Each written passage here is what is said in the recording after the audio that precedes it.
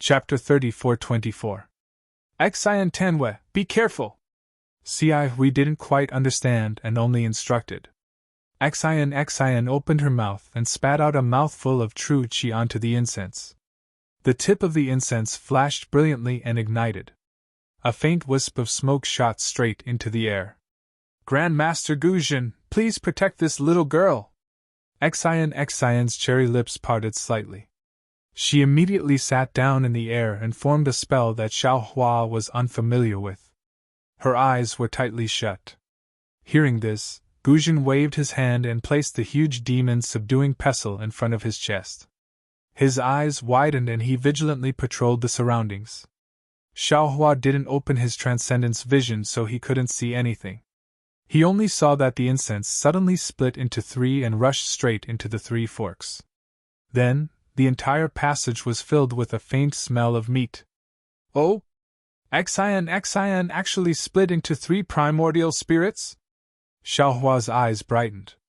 This guy is from a scholarly family. How does he know so many Taoist secret techniques? Even this young master doesn't know this secret technique. Just as Xiaohua was filled with envy, jealousy, and hatred, a beastly roar came from the left side of the tunnel. Soon after, the entire frozen tunnel shook. Looking at Xian, who was sitting cross-legged, a strand of golden true energy rushed out from the top of her head. In an instant, it completely protected her. The part of her face that was not covered by the true energy turned dark red. Not good, Guzhen hurriedly said. I'm afraid Xian Tanua's primordial spirit is in danger. Just as he was speaking, the fragrance of the incense grew stronger. A gust of wind blew out from the other two passages and rushed in front of Xian, extinguishing the incense in an instant. Let's go. At the same time the incense was extinguished, Xian opened her eyes. Her eyes were filled with fear. Without waiting for her to stand up, auspicious clouds immediately appeared below her and carried her towards the passage that Xiaohua just explored. There's an essence-devouring demonic beast in that passage! Hearing the name of an essence-devouring demonic beast, Guzhen's expression changed. He waved the demon-subduing pestle in his hand and flew with Xian. Xiaohua accompanied Xi Hui and followed behind. At this time, Xian Shinro was also familiar with the path in front. Encountering a fork, she didn't hesitate. The four of them quickly flew for another incense stick's worth of time. Senior brother Xi Hui, what is this essence-devouring demonic beast? Xiaohua asked in a low voice when he saw that Xian had already slowed down. Alas, this essence-devouring demonic beast is an extinct demonic beast from ancient times. It feeds on the essence qi of both humans and demonic beasts. Neither Buddhism nor Confucianism have any effective means to resist this demonic beast. Only demonic beasts that are more powerful can resist it. Fortunately, there were very few of these demonic beasts in the world. Later on, for some unknown reason, they disappeared without a trace. This little monk has also heard about it from Confucian cultivators. Who would have thought that we would meet here? Xi Hui replied in a low voice. Xiaohua was deep in thought. Looking at Xian's back view in front, he said, Looks like that trace of Xian Tanua's primordial spirit is like throwing a meat bun at a dog. It's gone with no return. You're the meat bun. Just as Xiaohua's voice fell, Xian immediately stopped, turned her head and scolded. Xiaohua smiled bitterly. He opened his mouth to explain, but when he saw Xian's flushed face, he knew that her primordial spirit was damaged. He didn't dare to say anything and hastily shut his mouth. Humph! Seeing that Xiaohua didn't say anything, Xian, who was in a bad mood, coldly snorted. She looked around and said, Great Master Guzhen, this one's primordial spirit is damaged. I need to take medicine to heal. I'll have to trouble Great Master Shen to protect me. Alas, Xian Tanwe has worked hard. This old monk is duty-bound. Guzhen flew past Xiaohua and Xi Hui with the demon-subduing pestle in his hand. He landed at the back, facing the entrance of the passage. This little monk will go to the front. Xiaohua was very tactful. Without waiting for Xihui to speak, he flew past Xian and arrived about 10 zhang in front of her. Xian took out a thumb-sized jade bottle and crushed the top of the bottle. She opened her mouth and poured a strand of golden medicinal liquid into it. Immediately, her body's true qi surged and protected her. Several strands of true qi lingered around her 7 apertures and the top of her head like small snakes. After the time it took to drink a cup of tea, Xian opened her mouth and all the golden true qi entered her mouth. She then stood up and said, "All right, Great Master Guzhen, let's continue." Xian Tanwe. Xihui, who had been standing not far from Xian, hurriedly asked, "Your primordial spirit is damaged. Why don't you rest for a while?" "Alas, many thanks for fellow immortals' concern." Xian sighed slightly. This one's primordial spirit was swallowed by the spirit-devouring demonic beast. If I want to recover, I'll need 3 years of hard work. Now that I've taken the soul-condensing golden liquid, my primordial spirit is temporarily protected. There won't be any big problems. There's no difference between resting more and resting less. All right. Xihui nodded helplessly. However, fellow immortal can't lead the way from now on. That's right. This old monk will lead the way from now on. Guzhen flew over, his voice very loud. Xian nodded. Then I'll have to trouble Great Master. No matter. Guzhen smiled. I can't accept a reward without any effort. If this old monk doesn't put in effort, wouldn't I be ashamed to face Tanwe? How can this old monk reach out and take the ancient Buddha blessing? He. Xian smiled faintly.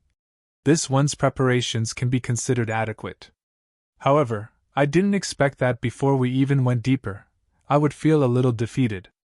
This primordial spell formation is really powerful.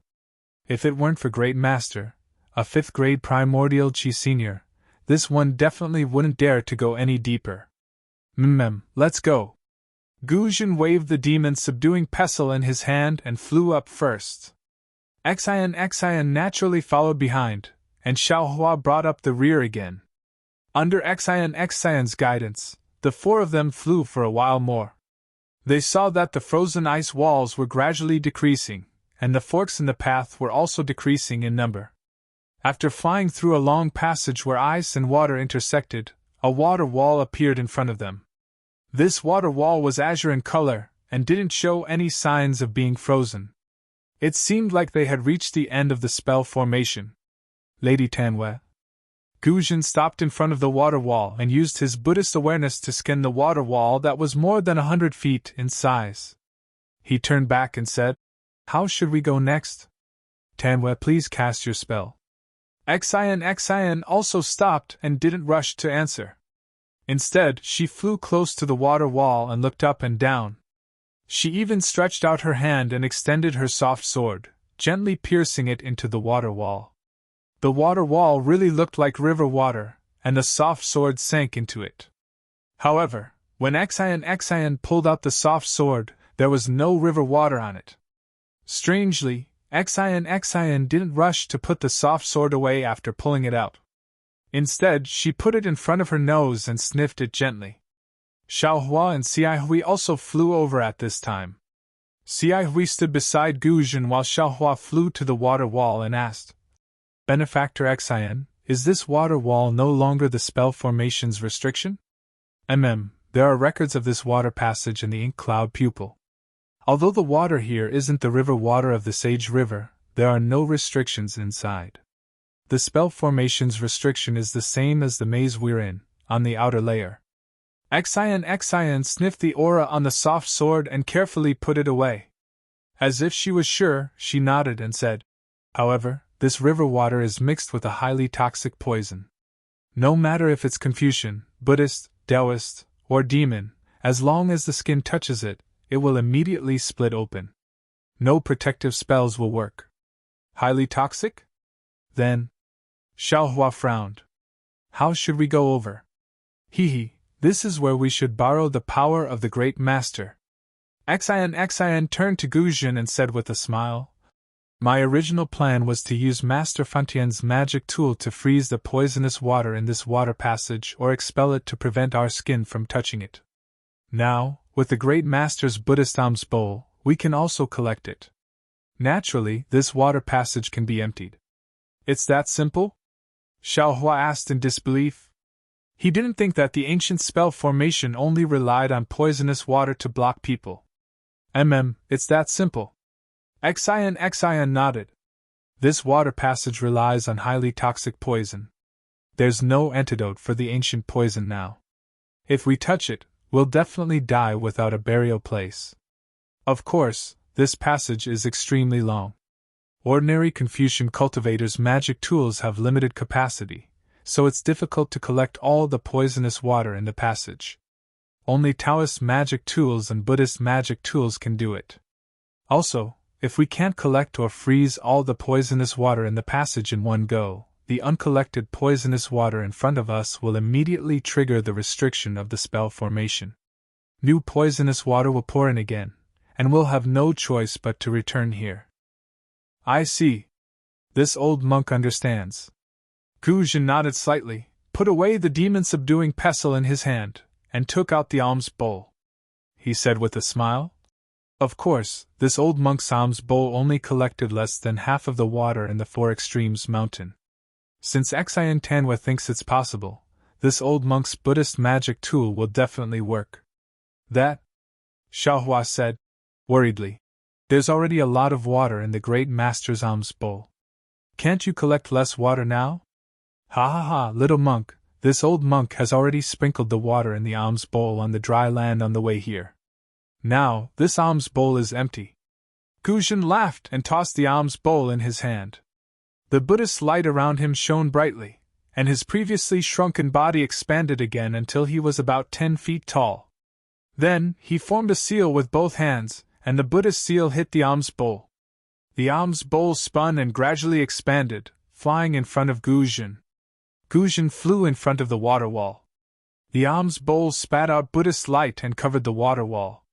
Under the Buddhist light, the water in the water wall swayed and rippled. Gu Zhen didn't look back and laughed. "Are you all ready?" "We're ready. Great Master, please cast the spell in front of us.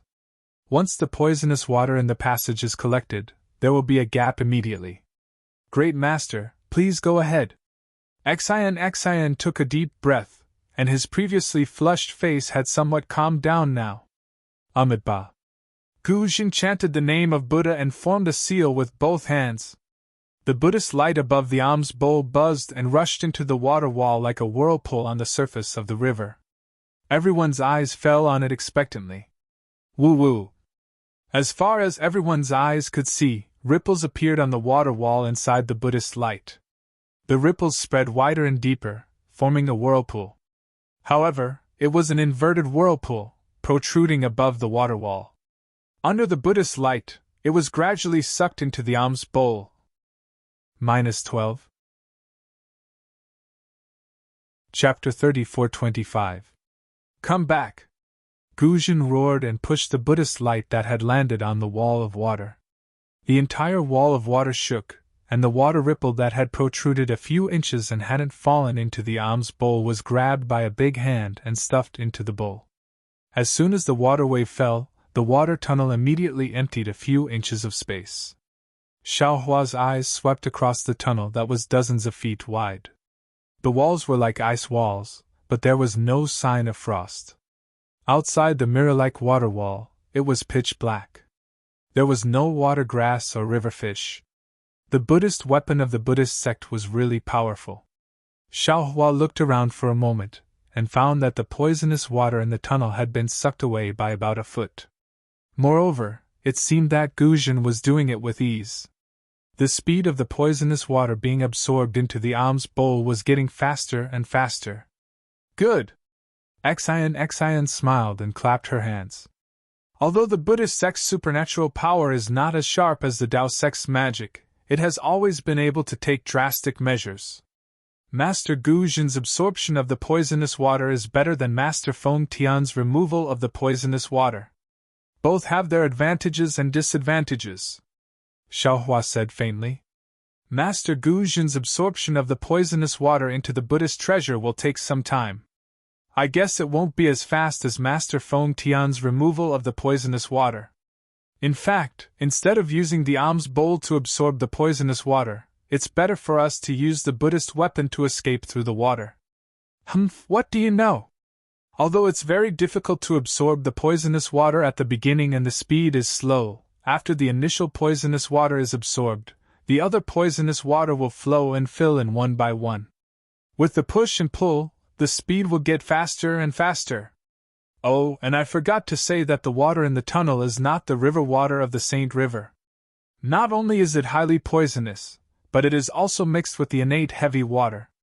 As long as someone or something enters it, it will trigger the magic formation. Thousands of heavy water will press down on the person, making it impossible to move forward or backward. Xian glanced at Xiaohua unhappily. You thought of it, but I thought about it long ago. If we can walk through it, why would I bother to find Master Feng Tian? All right.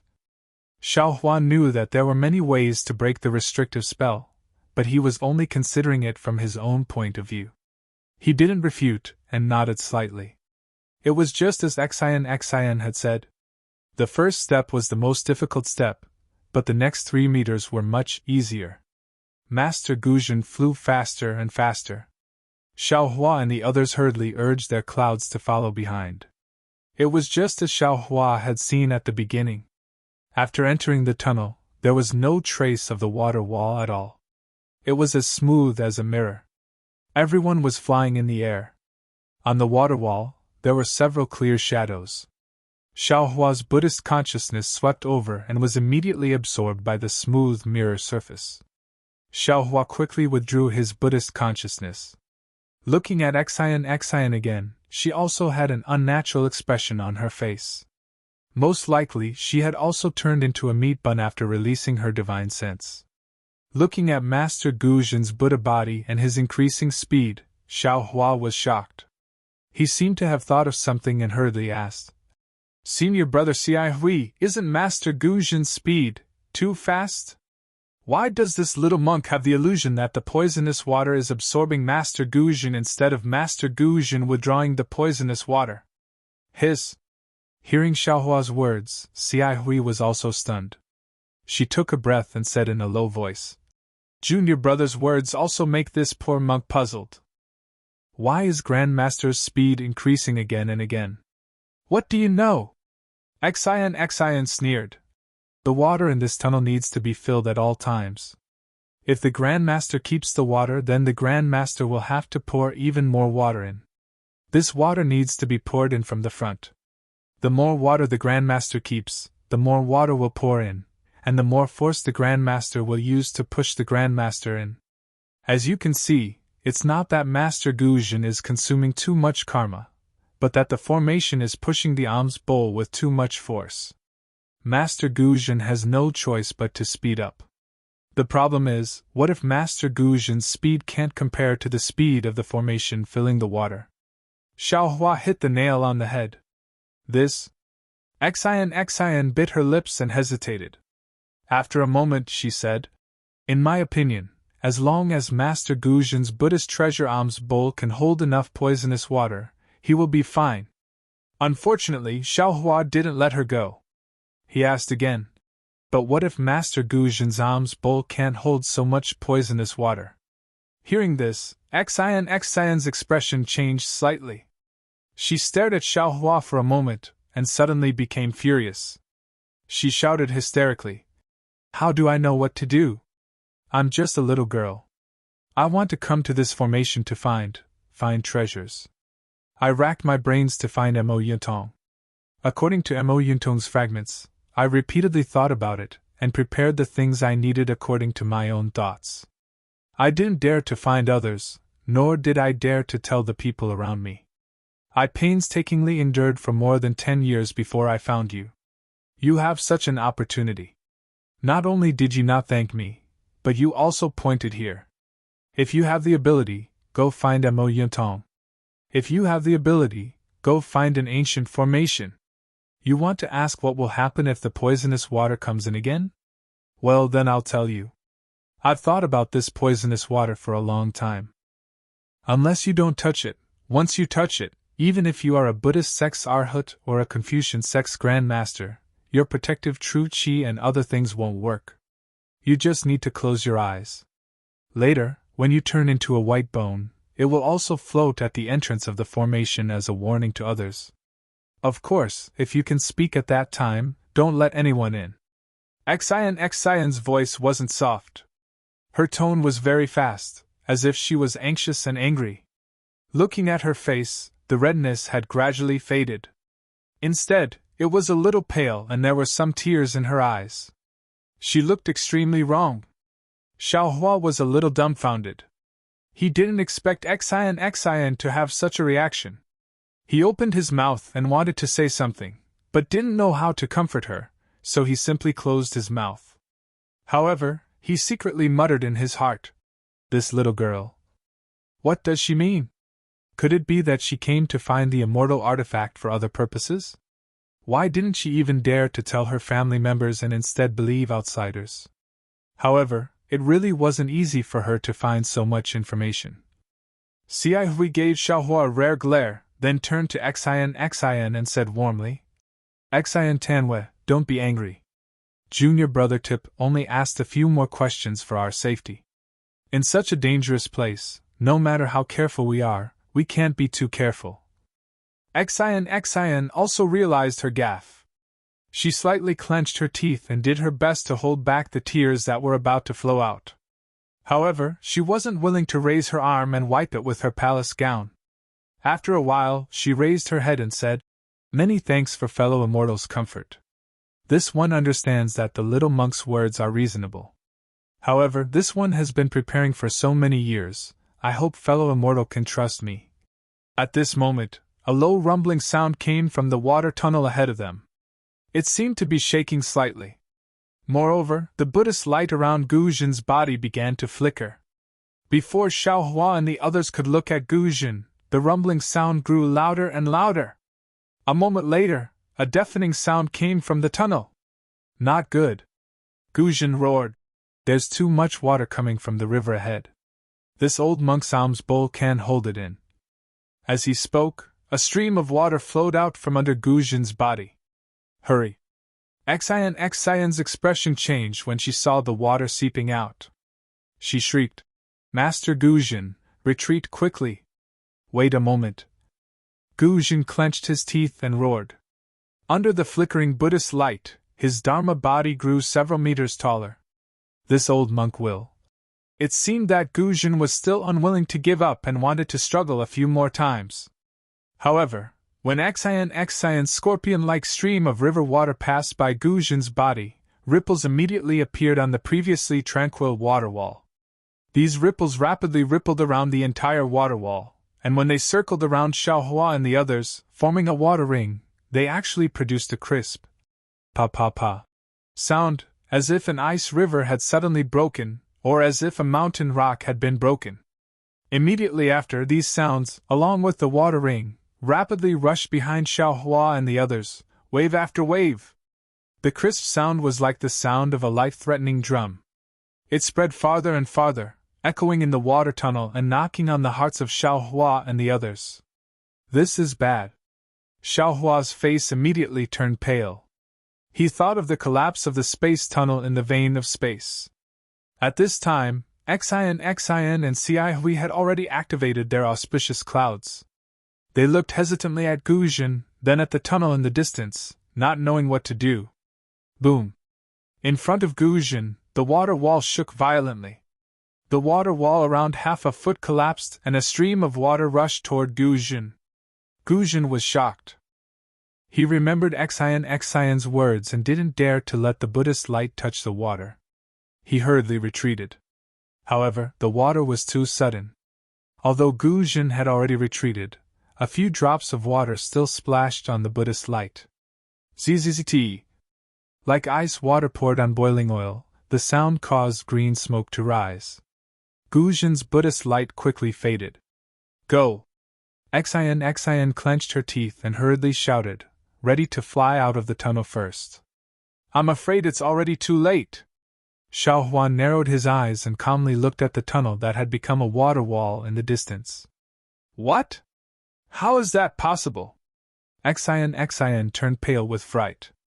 She looked up again and saw that the water walls of the tunnel were beginning to ripple. In the distance, the sound of a cow mooing could be heard. It was obvious that a large amount of river water had begun to pour in from the distance, or the tunnel had begun to collapse. That's impossible! Xian's flushed face was now abnormally pale. She muttered in a tone of disbelief. Mo Yutong, there's no record of it. Xian! Let this little monk ask you. At this time, Xiaohua hurriedly shouted. If this tunnel collapses, can you find a way out? I can't. Xian shook her head absent-mindedly. There's one thing I didn't say before. The poisonous water in this tunnel is no different from the river water. We can't distinguish the direction by using imperial equipment and other things. We can only suck the poisonous water out or freeze it. Good! Xiaohua shouted at Guzhin, who had already fled back in embarrassment. Great Master, please hold on for a moment. This little monk will join hands with you to suck the poisonous water in front of us. Now we can only go forward. Retreat will only lead to death. You! Xian was stunned. Her eyes were wide open. She looked up and down at Xiaohua, feeling a burst of disbelief. -12. Chapter 34-26. Rise! Xiaohua didn't have time to say anything. With a wave of his hand, the water bottle in the Buddha Sarira's hand appeared in his hand. Of course, when he took it out, Xiaohua didn't forget to leave the willow branch in the Linglong pagoda. Seeing Xiaohua take out the water bottle, Guzhin's eyes lit up. He didn't dare to be negligent. He stimulated his karma, and the Buddha's light on the alms bowl appeared again. He tried his best to collect the poisonous water that had begun to overflow. Collect! Xiaohua held the water bottle with one hand and formed a seal with the other hand. A pure Buddha's light came out of the water bottle and turned into a lotus seed pod that covered Guzhin's back. The poisonous water that gushed out of the water wall and seeped through the water wall was all sucked into the water bottle. When the threat of the poisonous water dripping into Guzhin's Buddha's light was removed, the Buddha's light from the water bottle rushed in front of Guzhin again. The huge suction force was even stronger than Guzhin's alms bowl. Nearly 60% of the water waves rushed into it. Boom! A loud sound that sounded like raging waves crashing against the shore came from behind everyone. The collapsed water wall and the poisonous water that surged in were like the waves of a rising tide, surging up violently from behind. It was almost visible to the naked eye. Great Master Guzhin, you take the lead, I'll take the back. Let's work together. Xiaohua's hand formed a Buddha's seal, and he called out in high spirits. Guzhin seemed to be infected, and he roared. As you wish! Let's go! For a moment, the entire water tunnel was filled with Buddha's light. The previous vast and surging water was obediently subdued by the two Buddha's light. Like a python, it rushed into the two Buddha's treasures. The strange thing was, after the poisonous water was collected, the water wall on the left immediately turned into a flat mirror without the slightest ripple or crack. However, Xiaohua and the other three flew over. In just a few breaths, the collapsed water ripples behind them reached them. These flat mirror surfaces immediately broke, and the water waves surged again. The poisonous water still gushed out, therefore, a very dangerous scene appeared in the tunnel. Within the entire tunnel, there were several zhang of space that was calm. Moreover, this several zhang of calm was rapidly moving forward along with the different heights of the tunnel. In front of this section of calm was a seemingly boundless river, and behind this section of calm were monstrous waves that chased after one's buttocks. This situation was extremely similar to the collapse of the tunnel that Xiaohua encountered in the void. Even though the situation was very dangerous, the sound of the wind stirred up by the poisonous water chasing after them was already whistling in their ears. However, Guzhin, who was in front, had Xiaohua's help, so the situation was already very good. Especially since Xiaohua's water bottle obviously had a stronger suction force than the alms bowl, so it could contain more poisonous water. Gu Jin only needed to grasp the right direction and guide the Buddha's light from the water bottle. For the time being, the lives of Xian and the others would not be in danger. However, after Xiaohua and Gu Jin flew for the time it took for an incense stick to burn, the surging poisonous water seemed to be endless. Even someone as strong as Xiaohua's arm felt sore and numb. The water bottle was getting heavier and heavier. The amount of telekinesis required to activate the water bottle was also increasing. At this moment, Xiaohua finally understood Gu Jin's previous predicament. The pressure of the poisonous water in front of them was increasing wave after wave, and his telekinesis could only be activated layer by layer. Not only was the water bottle on the verge of breaking out of his control, the suction force of the water bottle was also about to break out of his control. Damn it, the person who set up this formation is really sinister. Xiaohua unconsciously cursed in his heart. This poisonous water can only be frozen and collected. Collecting is just like right now. However much this Xiao collects, the formation will replenish that amount. Just like what Xian said, this force is superimposed.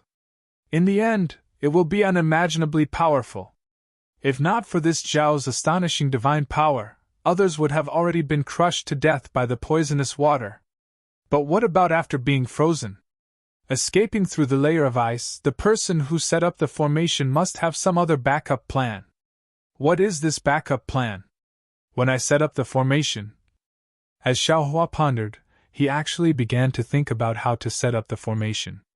It must be said that this was the biggest difference between a formation master and an ordinary cultivator. At this moment, Gu Jin's slightly tired voice came. Tipu, this old monk's telekinesis can still support this formation, but my arms are already exhausted. I can't control the alms bowl. What do you think we should do? All right. Hearing this, Xiaohua stretched out his hand and flew forward. He shouted, "This junior will take this alms bowl. Grandmaster, you can use your telekinesis as much as you want." As soon as the alms bowl entered his hand, another heavy force pressed down on Xiaohua's arm. Xiaohua's body suddenly fell straight down for more than a few feet. Only then did he stop and continue to fly forward.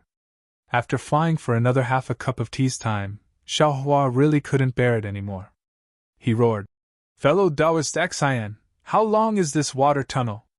Although this little monk's Buddhist treasure can still hold the poisonous water, the impact of this formation is really too great. It's already beyond the range of what ordinary cultivators can bear." This Xian's heart had actually been clenched all this time. Now that she heard Xiaohua's words, her heart sank even deeper. She bit her lips and said, "As for how long it is exactly, I don't know. Perhaps we're about to reach the end?"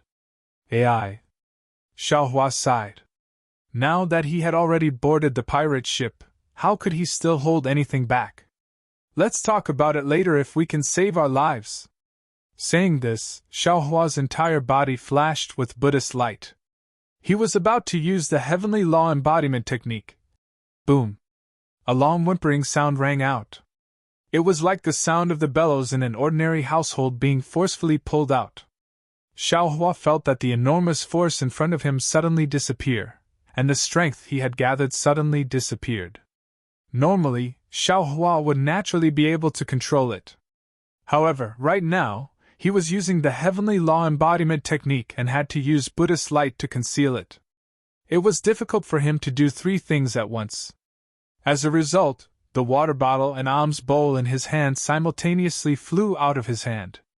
Even his body lost balance in midair. Fortunately, it was only a few breaths of time. Xiaohua's body naturally swept forward. He used the ethereal steps and stabilized his body. With a raise of his hand, the water bottle and alms bowl both fell between his two hands. Xiaohua didn't pay attention to it. However, when Xian, who had just rushed out of the tunnel, saw Xiaohua's footwork, her complexion greatly changed. Her gaze revealed a kind of severe expression. However, this severe expression and peculiar expression only flashed for a moment. It wasn't seen by the bystanders. As for Xiaohua, at this moment, he was calm and unruffled. He had the appearance of a naive little monk. He respectfully handed the alms bowl to Guzhin, who had followed behind him. However, just as he sent out his hand, his gaze swept behind Guzhin. He couldn't help but be stunned. He saw that behind Guzhin was a huge space. This space was filled with a kind of soft fluorescent light. Under the illumination of this fluorescent light, a sparkling and translucent crystal palace towered in the middle of this space. This crystal palace was very strange. It wasn't an ordinary palace. Instead, it had the appearance of a triangular tower. Moreover, this triangular tower was inverted. The huge palace that caused people's hearts to tremble stood erect at the top of this space. From the top of the palace, it shrunk layer by layer. In the end, it actually shrunk into a prism-like palace base that was inserted into the waves below everyone's feet. The waves rippled and the fluorescent light flickered. The entire palace seemed to sway in the air, as if it would collapse at any time. Guzhin's back was facing this palace. At first, he didn't care about it. However, Xiaohua's outstretched hand stopped in midair. Xiaohua's gaze passed over him and looked behind him. How could Guzhin not know the situation? He hurriedly released his Buddhist sense, wanting to investigate. However, his Buddhist sense couldn't leave his body no matter what. At this moment, Xi Hui and Xian's eyes also revealed extraordinary splendor. He couldn't help but turn his head. When he saw this situation, he couldn't help but be stunned. The fluorescent light of the inverted triangle was so alluring. It was like the supreme Buddhist light in the legends of Nirvana. Guzhin's heart was immediately attracted. Amitabha. Seeing that the huge palace was getting bigger and heavier, Guzhin felt that he was about to be suppressed by the entire palace. When he was powerless to resist, a voice that was like the sound of nature came out from his ears. Suddenly, the heavy pressure of the palace disappeared in an instant. Everything in front of Guzhin's eyes returned to normal. The inverted triangle palace still flickered with an enchanting fluorescent light in the distance. He was still in the same posture of turning his head. Amitabha. Guzhin's face turned red. He knew that his mind had been invaded by the magic circle. He hurriedly turned his head and put his palms together. This old monk thanks you for the reminder. Xiaohua smiled and handed the alms bowl to Guzhin. He said, Master has consumed too much psyche power. Now that you are free, naturally your vigilance is greatly reduced. It's nothing. Even if this little monk didn't remind you, you will wake up after a while. Alas, this old monk is ashamed. Guzhin knew his own situation and didn't hide it. The knot in this old monk's heart for many years has been untied. It's rare for me to be relaxed. My defense against the magic circle has also been reduced. However, just now in the water tunnel, if it wasn't for your Buddhist treasure water bottle, this old monk would have been buried in it like Xian Tanwei and Xi Hui. From this point of view, this old monk also has to thank you. Xiaohua naturally had a guilty conscience. He was afraid that Guzhin would recognize the water bottle. Then he thought of Xi Hang. Now that he heard Guzhin only said it was the water bottle, he was delighted. He hurriedly waved his hand and said, Master, you're too kind. How can this disciple's cultivation be compared with yours? It's just that this disciple has a handy Buddhist treasure. Besides, you were the first to make a move. Most of the credit is taken. This little monk is nothing. Master Guzhin. On the side, Xian was naturally also captivated by the inverted triangular palace. She didn't wake up until Xiaohua chanted the name of Buddha. She hurriedly took out a small golden box from her bosom. After opening it, she took out a thumb-sized heart-shaped leaf. She interrupted the conversation between Guzhin and Xiaohua and handed it to Guzhin. She said, Stick this on your monk robe first. Jia Luo golden leaf? Guzhin's gaze fell on the golden heart-shaped leaf in Xian's hand. He couldn't help but cry out. Xian nodded and urged again. Yes, this is it. Master, you'd better stick it on quickly. Okay. Guzhin didn't dare to neglect. He reached out to take it and stuck it on his monk robe. When the Jia Luo golden leaf touched the robe, a layer of faint golden light appeared. This golden light flickered twice and even the Jiaoluo golden leaf itself disappeared. However, Gu Jin's monk robe didn't have any special changes. -12. Chapter 34:27. Little monk, you stick it on too! Xian grumpily handed the other leaf to Xiaohua. Not only was she not grateful for Xiaohua's help, she was also unhappy that Xiaohua didn't explain it to her in advance. Xiaohua didn't break it down. He took the golden leaf and stuck it on his monk's robe like Gu Jin. Seeing the golden leaf disappear, Xiaohua carefully examined it for a moment. It was the same as seeing it. He didn't feel that the golden leaf had any special effect.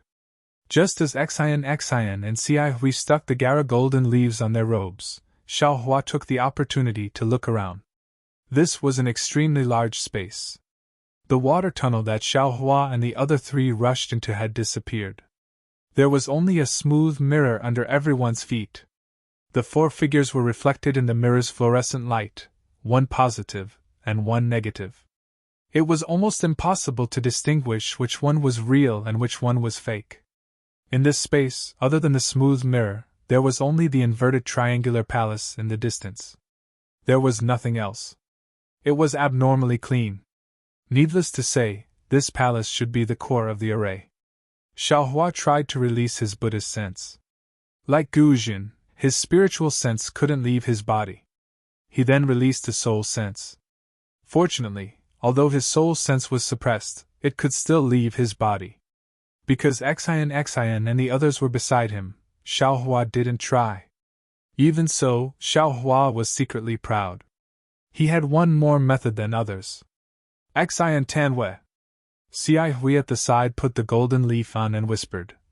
This Gara golden leaf is a treasure used by my Buddhist sect to conceal cultivation. This little monk heard that only Lane Temple has some preserved. Now that you took out so many, could it be that this palace has a restriction that specifically restrains my Buddhist sect? You didn't explain it before. Now can you explain it in detail so that we can make plans early? Hee hee. Xian smiled and said. You didn't say before because the time wasn't right. If we couldn't come here, what's the point of saying more? Oh right, little monk, your clear water bottle is pretty good.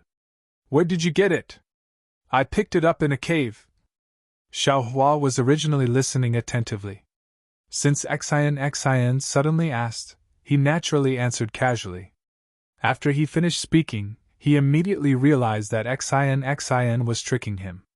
Although this trick was very old-fashioned, Xiaohua still fell for it. Humph! Although Xiaohua spoke the truth, Xian pouted and coldly said, There are many caves in the Pure Land world, you want to pick one for me? Sigh, some people. I always treat the truth as a lie, but I also treat a lie as the truth. There's nothing I can do about it. Xiaohua sighed. My Buddha has a saying, if there is a Buddha in the heart, then everything is a Buddha. If there is no Buddha in the heart, then there is no Buddha in the sight. The vanity of man is nothing more than this. Little monk. Xian was a little embarrassed and angry. She stamped her feet in the air. That? Xian Tanwei, I don't quite understand. Could it be that this golden leaf of Canaan has some special use? Cihui hurriedly asked. Humph. Xian rolled her eyes at Xiaohua and said, This golden leaf of Canaan can conceal a Buddhist cultivation in the eyes of Arhat, but in the eyes of Taoist cultivators, it is called the invisible leaf. Many talismans used to conceal one's tracks in ancient times were refined from this item. At this point, Xian pointed at the inverted triangular palace in the distance and said, This palace is called the Profound Water Palace. There are 2 profound water ancient beasts guarding the entrance. If we want to enter the Profound Water Palace through the Profound Water ancient beasts, we can only use the invisible leaf. Otherwise, we will be discovered before we can even get within 300 meters of the Profound Water Palace. I don't know how powerful these Profound Water ancient beasts are, but I don't think we can resist them. The Profound Water Palace? Xiaohua was a little puzzled when he heard this name. He opened his mouth to ask, but after muttering a few times, he didn't say anything. What are you muttering about? If you have something to say it quickly. If you have something to say it quickly. Xian naturally understood and asked with a cold snort. Xiaohua scratched his hairless head and frowned.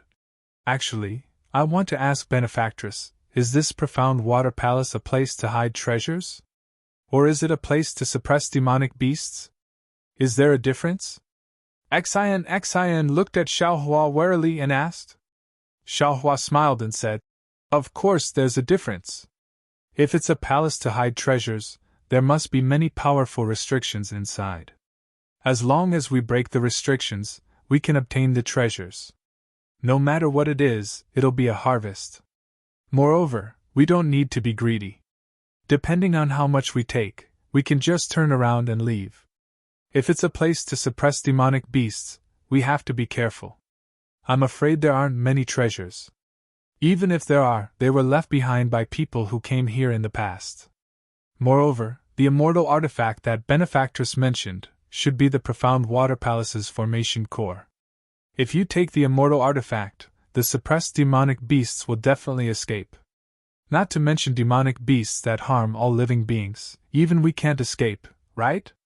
Earlier, I didn't dare to say too much for fear of disturbing Benefactress's mood. But now, I have no choice but to say it. Hee, I didn't expect you to have such a compassionate heart after just shaving your head and becoming a monk. Xian rolled her eyes at Xiaohua again and said mockingly. However, I haven't entered yet. How would I know what's inside? The ink cloud pupil records that there's an immortal artifact here and nothing else. Let's go in first. If it's a treasure trove, that's the best. If that immortal artifact is used to suppress demonic beasts, then let's see if the demonic beasts are dead or not. Don't think that only your Buddhist sex Arhat has a compassionate heart. We Confucian cultivators aren't inferior to you. At this point, Xian felt that her words were somewhat harsh to the ears. She smiled embarrassedly at Xi Hui and Gu Jin. However, Xiaohua didn't let Xian off the hook. He shook his head slightly and said, Benefactress Xian, I'll be honest with you. Earlier, I promised senior brother Xi Hui to come in and take a look because I was curious. Moreover, to tell Benefactress the truth, I felt like old friends with senior brother Xi Hui at first sight and also wanted to protect him. But now, take a look for yourself. You haven't even entered the profound water palace. It's only a water maze and a passage filled with poisonous water, yet it's already so powerful. It seems that aside from me, all three of you are injured. What does this mean? It means that the profound water palace is even more dangerous. It's far from a place that 4th or 5th grade cultivators like us can enter. There are ancient mysteries that we can't come into contact with inside. Even if we're lucky enough to enter that so-called immortal artifact, in my opinion, Benefactress Xian won't be able to obtain it. Rather than throwing our lives away and not being able to obtain the immortal artifact, why should we go in? Why don't we turn around and enjoy the scenery and have a heart-to-heart talk? Xiaohua then looked at Gu Jin and said, Moreover, Grand Master Gu Jin's reason for coming in was to see the corpse of his blood brother. Now you've gotten what you wanted. Although the ancient Buddhist shrine is indeed attractive, it might not be in the profound water palace. Therefore, Grand Master Gu Jin, you should know the dangers of greed. You don't need me to say anything, right? Little monk, what do you mean by that? Xian was anxious and raised her eyebrows. Nothing. Xiaohua smiled and said, Benefactress, if you don't tell me the truth about the profound water palace, I won't enter. Perhaps senior brother Xi Hui is willing to go in with you, but Grand Master Gu Jin might not be willing, right? Although Grand Master Gu Jin didn't say anything, in Xian's eyes, Gu Jin's silence meant that his thoughts were similar to Xiaohua's. After all, there were 2 profound water beasts guarding the profound water palace. Who knew if the golden Canaan leaf would be useful? Seeing Xian's expression fluctuating, Xi Hui said, Xian Sandinu, junior brother Tipu's words are reasonable. The 2 places from before caused me to be alarmed. I know I can't pass through those 2 obstacles alone. Of course, since we're already here, why don't we take a few more steps and enter the profound water palace to take a look? However, since we're going to enter the profound water palace, we should at least be aware of the dangers inside, right? Fellow Taoist Hui, could it be that you don't trust me? Xian's face was slightly pale as she spoke softly. Hui smiled and said, "It's not that I don't trust you. I feel that Sandan might be a little stubborn. Could it be that there's something you don't want to say that affects your judgment and makes you insist on entering the profound water palace while ignoring the dangers inside? If Sandan can tell us, then we can also make a judgment." Xian bit her lips and looked at Hui and Guzhin, but she didn't look at Xiaohua. Instead, she raised her head and looked at the profound water palace in the distance. After half the time it took to brew a cup of tea, she said, "Actually, I've indeed concealed some things from you. However, please don't worry. I don't have any ill intentions. Moreover, the dangers I told fellow Taoist Hui about before were all recorded in the profound water palace." It's fine," Guzhin said with a smile. "This old monk has remembered every word of what Tanyu said to this old monk. This old monk feels that what Tanyu said is true." Xian bowed and said, "Many thanks for your trust, Grand Master Guzhin. What I've concealed is the purpose of entering the profound water palace. My goal isn't the so-called immortal artifact." "Ah? Not the immortal artifact? Then what do you want?" Xiaohua was surprised. "Is it that demon beast?" Xian didn't even look at Xiaohua. It seemed like she was still angry with him. She only said to Guzhin, "The Dark Water Palace is the core of an ancient formation, and the core of the Dark Water Palace is the immortal artifact.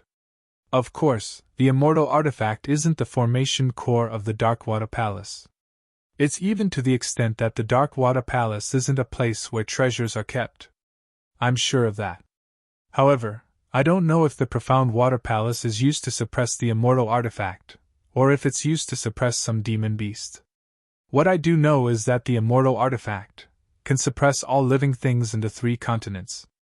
If someone wants to suppress a criminal and make that criminal suffer under the immortal artifact, the Profound Water Palace is the best place to do so."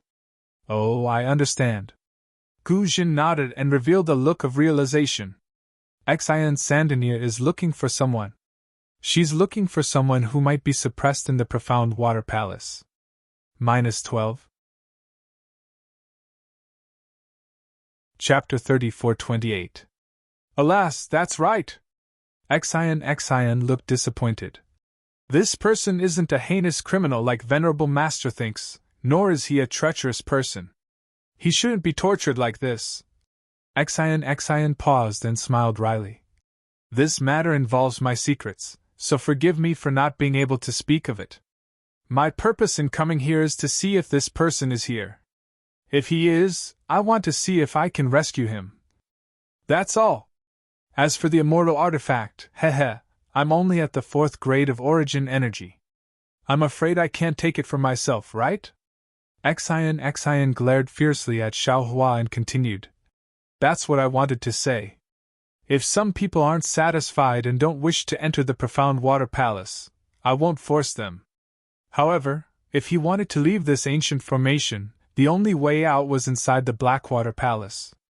Of course, if anyone thinks they're strong enough to break the ancient formation, feel free to use your cultivation. I'll wait and see." Xiaohua didn't know whether to laugh or cry when he saw Xian roll her eyes. Ahem. Hui coughed twice, smiled and persuaded. "Junior brother Tipu, in this little monk's opinion, what Xian Tanwa said is right. At this time, they have been honest with each other, she did not hide anything. Think about it, if she didn't want to say anything and only said that the exit was within the Profound Water Palace, I'm sure junior brother would have to enter based on that alone, right? Why would she make up more lies?" That's true." Xiaohua nodded. He also felt that Xian's words were true since she'd been forced to this point. "Since that's the case, why don't you help her?" Hui felt that Xiaohua's Buddhist abilities might surpass hers, so she took advantage of the situation and said, "Saving a life is better than building a 7-story pagoda. Junior brother, don't tell me you don't know this. Isn't she still alive?" Xiaohua curled his lips. Ha ha, it'll be too late if she's dead. Guzhen laughed. Xian Tanhua said that there might be a Buddhist treasure within the ancient formation, and even an ancient Buddhist luster. It must be in the profound water palace, right? Xian was about to stomp her feet when she heard Xiaohua's words. However, she could only reply. If Mo Yutong's records are correct, it should be in the profound water palace. However, I don't know the exact location. Look, little monk, come with us. You'll benefit from it as well, said Guzhen. Xiaohua thought for a moment and said with a smile, Benefactress, you just said that you only want to see if there is anyone suppressed under the immortal artifact. Presumably, you have also prepared a method to rescue that person. Yes, this one has indeed made some preparations. Xian didn't hide anything and spoke the truth. It's special. You don't plan on taking that immortal artifact either? Xiaohua immediately asked. What? Junior apprentice brother Tipu, you want to take that immortal artifact? Xia Hui was shocked. What if the immortal artifact is used to suppress powerful demonic beasts? Aren't you helping the evildoer? What if the demonic beast is not suppressed? What if this profound water palace is only used to suppress the immortal artifact? Xiaohua said with a smile. Can this little monk try to subdue this immortal artifact? Xian coldly looked at Xiaohua and asked curiously. You're just a little monk from a Buddhist sect. What do you want this immortal artifact for? Even if you can subdue it, will you be able to use it? I'm willing. If I can't use it, can I give it to someone else? Even if I can't give it to someone else, can I hang it in my meditation room and look at it myself? Xiaohua's neck stiffened as he retorted sarcastically. Greed, oh greed! Xia Hui lectured Xiaohua. You just reminded Ancestor Guzhen. Now you're the one who's making the mistake. Forget it. This little monk was just saying. There's no need to mention it. Xiaohua waved his hand. He also felt that he was being delusional. An immortal artifact was definitely not a spiritual artifact or spiritual treasure. It had long surpassed the scope of his control. Since that's the case, little monk, you've said so much. Has your psychokinesis recovered? Can we proceed forward? Xian asked Xiaohua in a bad mood. Xiaohua shrugged and smiled. This little monk has more or less recovered. I wonder how senior brother Xia Hui and Grandmaster Guzhen are doing? Xia Hui didn't use much psychokinesis. She nodded slightly and looked at Guzhen. Guzhen nodded as well. This old monk has rested enough. We can enter the mysterious water palace. Xian heard this and said, We have the invisible leaf on us. The ancient beast can't see us. Of course, we can't use any psychokinesis or magic power. We only need to fly to within 100 feet of the palace and walk through the palace gates. Once we enter the palace, the ancient beast will ignore us even if we overturn the heavens. Alright, we'll do as Xian Tanhua says. Guzhen nodded. We'll fly to within 100 feet of the palace. This old monk will go first, followed by Xian Tanhua.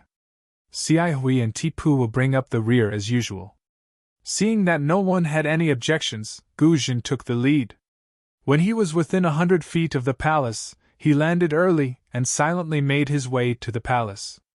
Xiaohua followed Xia Hui and descended from the cloud. His feet stepped on the smooth surface of the mirror. The surface of the mirror looked smooth, but his feet were soft. It was as if he was stepping on water plants. There was no need to be too careful because there was no sound at all. Xiaohua looked down and released his soul sense. He couldn't see anything strange about the mirror. It was like a wall, blocking his soul sense and preventing him from seeing what was going on inside. Strange. Xiaohua didn't understand. The mysterious water palace might be difficult to enter, but in front of it, if one has the strength of a 5th or 6th stage cultivator, or some special divine ability, it's not impossible to enter. If a female disciple from a scholarly family like Xian can come, others can as well. Why didn't they leave any traces behind? Even if they don't have a small Qianquan pouch, It's normal to leave some bones behind, right? Were they all eaten by the mysterious water beasts? Xiaohua couldn't help but feel a chill run down his spine. He turned to look at the mysterious water palace 100 feet away. Perhaps it was because of the distance, or perhaps it was because of the mysterious water palace's devilish light. Xiaohua only felt that the triangular shape of the palace was very strange. But now that he was closer, the light on the palace's surface dimmed, revealing the mysterious water palace's true appearance. Rather than calling the mysterious water palace a palace, it was more accurate to say that it was a building made up of 4 triangles. The huge triangular structure towered in front of everyone's eyes with sharp edges and corners. It was very different from the smooth and flat palaces they usually saw. On the other side of the triangular structure, there were layers of protrusions in a very regular pattern. These protrusions were like window frames, but also like doors. They were strung together like some sort of rune, but they didn't give off any fluctuations of spiritual energy. The only thing that did give off fluctuations was the faint, watery light that flowed over the protrusions. The light was made up of very strange runes, like flowing water that constantly flowed between the protrusions. The dazzling light was also emitted by the flowing runes. Xiaohua looked at the strands of spiritual energy that flowed with the runes and gathered from the space, creating extremely orderly and rhythmic fluctuations of spiritual energy. He fell into deep thought. He had seen many formations and many spiritual energy fluctuations, but the spiritual energy fluctuations of the mysterious water palace gave him a strange feeling. Of course, these fluctuations were undoubtedly from the Dao Sex formations. Although the runes on the mysterious water palace were obscure and extremely simple, Xiaohua could still see traces of the Dao Sex talismans. However, the seemingly smooth flow of runes made Xiaohua feel as if there was a fishbone stuck in his throat. It was just like when he overused his Dharma eye in the vein of space that day. Could it be that this ancient formation is different from the one now? Xiaohua frowned and pondered as he walked. At that moment, an extremely loud rumble resounded in the space, and the huge mysterious water palace actually began to slowly rotate. As the mysterious water palace rotated, the orderly protrusions on the triangular structure on the side of the mysterious water palace slowly opened.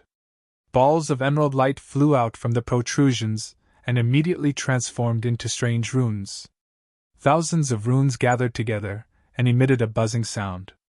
A huge suction force was generated from the runes and rushed towards the walls of the space. Puff, puff, puff.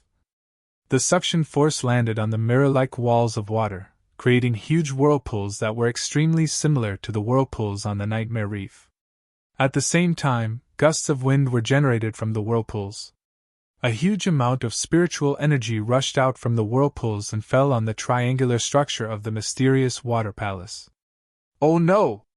Xiaohua and the others were alarmed. The change in the mysterious water palace had come too suddenly. The 4 of them had no time to react, especially now that they were within 300 meters of the mysterious water palace. If what Xian said was true, then any spell or Buddhist ability would attract the attention of the mysterious water ancient beast. Although Xiaohua and the others had yet to see the mysterious water ancient beast and didn't know when it would appear, if they used any ability to resist this change, it would definitely attract the attention of the mysterious water ancient beast. But what if they didn't use their ability to resist? The wind was so bitingly cold, and even stronger. Xiaohua's body might be able to withstand it, but Xian and the others definitely couldn't. What should they do? Benefactor Xian, Xiaohua called out almost without hesitation. How about we just charge into the mysterious water palace with the wind? Xian's face was pale. She almost cried out. Please don't do that. Mo Yuntong clearly said that the profound water palace is the core of the ancient formation and has the most powerful restrictions. The entrance to the profound water palace is the only safe way to enter. If you try to enter from any other place, you'll die. Roar! At this moment, a deafening roar came from the direction of the mysterious water palace. Mysterious! Mysterious water ancient beast! Everyone who was trying their best to maintain their balance turned ghastly pale. Wasn't this the perfect time to say that blessings don't come in pairs and misfortunes don't come singly? -12. Chapter 34:29. Now that things have come to this, I'm afraid this is the only way. Xiao Hua's figure gradually floated up. His soul sense swept through the water-type spiritual energy around him like a whirlwind.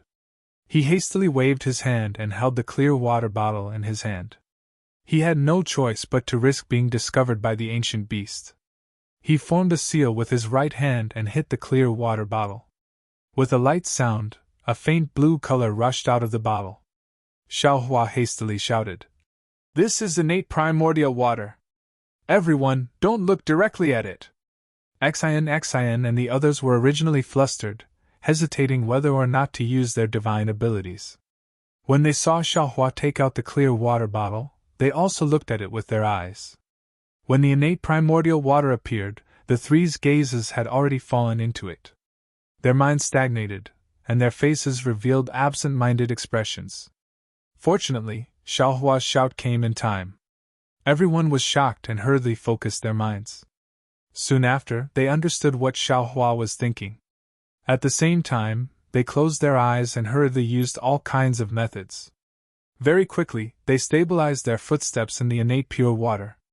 Since everyone had stabilized their footing, Xiao Hua's innate primordial water also enveloped everyone.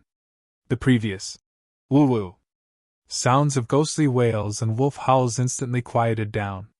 There was no sound in the innate primordial water, but the situation outside the innate primordial water grew increasingly grim. Countless water-type spiritual energy of heaven and earth let out hoarse roars and wantonly collided in the air. A huge amount of spiritual energy of heaven and earth also rushed in where the innate primordial water was, but when this pure spiritual energy of heaven and earth rushed into the innate primordial water, it immediately became a part of the innate primordial water. Not even a trace of a ripple was formed. Aoo! The previously very tyrannical beast roared again, but this time, it wasn't just one beast, but two. One pounced in the direction of Xiao Hua and the others, and the other went in the opposite direction. Along with this roar, a dark blue figure with the same color as the innate primordial water flashed in midair and arrived several hundred feet above the innate primordial water. It was a strange beast that was about 10 feet long. It looked like an ordinary leopard. Not only were the muscles on its four muscular legs bulging, there were also wisps of blue mist lingering around it. On the ferocious beast's head, the two eyes emitted a blue light. The beast's mouth with long fangs was now raised as the beast's head rose. Wave after wave of world spirit energy rushed into the black water ancient beast's mouth. Looking at the back of the ancient beast, there were two feather wings that were a few feet long, flashing slightly. In front of the feather wings, there were several sharp bone spurs that were shining with a blue brilliance. A tail that was about 10 feet long casually curled in the air, like a spirit snake. However, this spirit snake was really powerful. With a slight swing, not only was the hurricane cut apart, even the void had cracks in it. The ancient beast flew above the primordial water and opened its mouth. It took a deep breath and its body trembled involuntarily. Even the blue light around it trembled as if it was breathing. Then, the ancient beast raised its head slightly and spread its wings again. Just as it was about to fly away, the ancient beast's gaze fell on the primordial water below it. Aoo! Another extremely loud roar rang out. The profound water ancient beast flapped its wings as if it was facing a great enemy. The bone spikes protruding from its wings extended another few feet. What was special was that the blue light on the bone spikes was even deeper. 100 meters was like taking a stroll in the park for the ancient beast. With a flap of its wings, its entire body blurred. When the brilliance faded, it had already pounced to the side of the primordial water. The ancient beast looked at the primordial water, and its eyes emitted a brilliant blue light. The blue light shot into the primordial water, and immediately disappeared. The mysterious water ancient beast hurriedly shook its head as if it had a headache. Then, the ancient beast opened its mouth and spat out a mouthful of blue light without hesitation. The fist-sized light emitted a whistling sound, covering the sound of the wind in the space. it was enough to show the power of the light. Boom! The light rushed into the innate primordial water. The primordial water, which did not have a single ripple under the impact of countless spiritual energies, started to sway rapidly. As it swayed, the light suddenly exploded, as if a powerful hand was trying to tear the primordial water apart. Although Xiaohua couldn't see the situation outside, he didn't dare to be careless when he saw the primordial water being attacked. He hurriedly activated the bottle and more primordial water rushed out. After a while, the primordial water that had almost been blasted to pieces slowly healed and returned to its original appearance. The Xianshui ancient beast opened its mouth again. This time, no blue light rushed out. Instead, a great suction force appeared, as if it wanted to swallow the primordial water into its mouth. The Xianshui ancient beast was an ancient monster that was born with the ability to control water. Even the Xiantian primordial water could not escape its control. As the ancient beast opened its mouth, the thin layer of primordial water immediately rose and shot into the ancient beast's mouth. Xiaohua, who was hiding in the primordial water, was shocked again. He was guarding against the ancient beast's attack, but he didn't expect the ancient beast to be greedy and want to swallow the primordial water. Caught off guard, not only was the primordial water sucked up half a foot of the primordial water, even the bottle almost fell from his hand. Xiaohua's heart clenched again. He hurriedly activated his telekinesis and hit the bottle with Buddhist seals, trying his best to resist the ancient beast's suction force. Unfortunately, Xiaohua's opponent was not a profound ancient beast. Even if he used all his strength on telekinesis, he was far from being able to resist the ancient beast's gentle opening of its mouth. The primordial water was being sucked up and was about to be thrown into the ancient beast's mouth. Once the primordial water disappeared, Xiaohua and the others would naturally be exposed. At that time, their lives would probably be in danger. Of course, his own life was more precious than the primordial water. Xiaohua understood this better than anyone else. Therefore, he didn't hesitate to pour out the primordial water from the bottle. He even happily poured out the poisonous water that he just put into the bottle.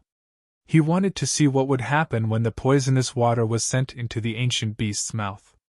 The Xianshui ancient beast was clearly taken aback by the surging poisonous water. It looked around in confusion, and then impatiently opened its mouth. As it roared, the poisonous water and the Xiantian primordial water obediently fell into the Xianshui ancient beast's mouth. Hee. Although Xiaohua couldn't see the situation outside the primordial water, just the thought of the poisonous water falling into the ancient beast's mouth made him secretly happy. Xian and the others didn't know what was going on outside. They couldn't even open their eyes, so now they were like blind people. Previously it was still silent, but now, it was as if thunder and lightning were flashing in the surroundings. It was even more frightening than the sound of the wind in the space. After the time it took to brew a cup of tea, the gluttonous ancient beast didn't swallow much of the primordial water, but drank a lot of the poisonous water. It seemed to be choking a little. Its body trembled slightly, and light flowed out like water. Aoo! Another roar sounded. It seemed to come from another ancient beast. It seemed to have lost its patience and stopped devouring. Then, it raised its head and roared in response. The two ancient beasts roared at each other. Then, the ancient beast opened its mouth again, as if it wouldn't stop until it had devoured all of the primordial water. Suddenly, a strange rumbling sound came from the slowly rotating triangle of the profound water palace in the distance. A faint layer of mist seeped out from the blue radiance, and the entire protrusion of the profound water palace began to tremble rapidly. Along with the trembling, an indescribable fluctuation filled the entire space. In an instant, the spiritual energy of heaven and earth was thrown into chaos. Not only that, but when the fluctuation came, the ancient beast was stunned. A trace of fear actually flashed through its eyes. Before its fear disappeared, a series of sobbing sounds came from the vortexes in the walls. This time, it wasn't pure water-type spiritual energy that rushed out of the vortexes, but true Saint River water mixed with bones, corpses, birds, and fish. After the formation was opened, the Saint River water poured in like a formation. The ancient beast seemed to be extremely shocked. It no longer cared about the primordial water and raised its head to roar. It spread its wings and turned into a stream of light, rushing towards the profound water palace. The profound water palace, which looked like it was being rotated by a giant, also slowly stopped. In just a moment, the entire space was filled with river water. Apart from the thousands of tiny vortexes that were still spinning rapidly, the so-called walls had disappeared. The entire profound water palace was completely submerged in the Saint River. Xiaohua was overjoyed to see the ancient beast's suction force disappear, but he didn't dare to be careless. He still carefully urged his telekinesis to control the suction force of the clear water bottle, preventing the ancient beast from launching a sneak attack. Junior brother Tipu. Ci reclosed his eyes and didn't dare to release his Buddhist awareness, but he still keenly sensed the change in Xiaohua's telekinesis. He didn't speak when Xiaohua's telekinesis was at its peak, but now that he felt much calmer, he said softly, "Is the ancient beast nearby? Can the primordial water stop the ancient beast? Did the ancient beast attack the primordial water just now?" Ci Hui's voice was very soft, so soft that he didn't want to disturb the ancient beast outside the primordial water. However, it was quiet inside the primordial water, so the other three heard him clearly. "Sure." Xiaohua also lowered his voice and said, "The ancient beast came just now and seemed to have discovered us." "Oh, it's not us. It must have discovered the innate true water and wanted to devour it. However, this little monk fed it with the poisonous water just now and it's not moving anymore. I wonder if it was poisoned to death by the poisonous water. Humph, how is that possible?" Xian snorted and said contemptuously, "The ancient beast is a part of the profound water palace. The poisonous water is also a part of the ancient formation. It would be a huge joke if the ancient beast was poisoned to death by the water." -12. Chapter 34:30. TSK, if they weren't poisoned to death, why don't you tell us why the ancient beast stopped attacking? Xiaohua smacked his lips as he chuckled at Xian. Xian didn't back down. "I can't see the outside, and I can't release my consciousness either. How would I know? You're the one who controls the innate primordial water, so why don't you tell us why the ancient beast stopped attacking?" "Nonsense, would I not tell you if I knew?" Xiaohua scoffed at Xian's argument. "I can't see anything just like you." "Ah. So you can't see either?" Xian closed her eyes, almost covering her mouth to hide her laughter. However, after a few chuckles, Xian asked anxiously, "Little monk, is the ancient beast Xianshui gone or not? I'm afraid we don't have enough time. Benefactress, you're a classic example of someone who values money over life." Xiaohua couldn't help but laugh. "Even if you want to find someone, you have to protect your own life first." "Ai." Xian sighed. "The only way out is inside the profound water palace. If we want to save our lives, we have to go inside. As the saying goes, we have to go in whether we're alive or dead." "Damn it, that's right." Xiaohua was nervous at Xian's grim tone. He waited for another pipe of smoke before secretly opening a crack in the innate primordial water and releasing his soul sense. "Eh? The ancient beast really is gone. The profound water palace has returned to how it was before." Xiaohua was stunned, but he didn't dare to let his guard down. He expanded his soul sense to scan the area, and then opened up a bigger crack. He peeked through the crack with his naked eye, and when he saw that everything had returned to normal, Xiaohua withdrew the innate primordial water, and said in a low voice, "All right, you can open your eyes now." When Xian and the others opened their eyes, they saw that the palace was exactly the same as before. The enormous profound water palace was still in its inverted triangular shape. As for whether or not it was the same as the one they saw before, no one knew. "Little monk," Xian bit her lips and whispered, "Thank you." "Sure," Xiaohua whispered back. "Don't say it now, or I'll be cocky." If the ancient beast sees us, we'll be in trouble. Xian paused, then covered her mouth. Her face was a little red, as if she wanted to laugh but didn't dare. It was difficult to hold it in. We looked helplessly at the two. Xian Yanwe, let's talk inside the palace first. Xian covered her mouth and led the way. After walking for several dozen meters, she turned back and whispered, "That profound water ancient beast is right in front of the profound water palace's entrance. Normally, it won't be more than 30 meters away from the entrance. Now that we're here, we can't speak or use any telekinesis. Otherwise, we'll attract the beast's attention."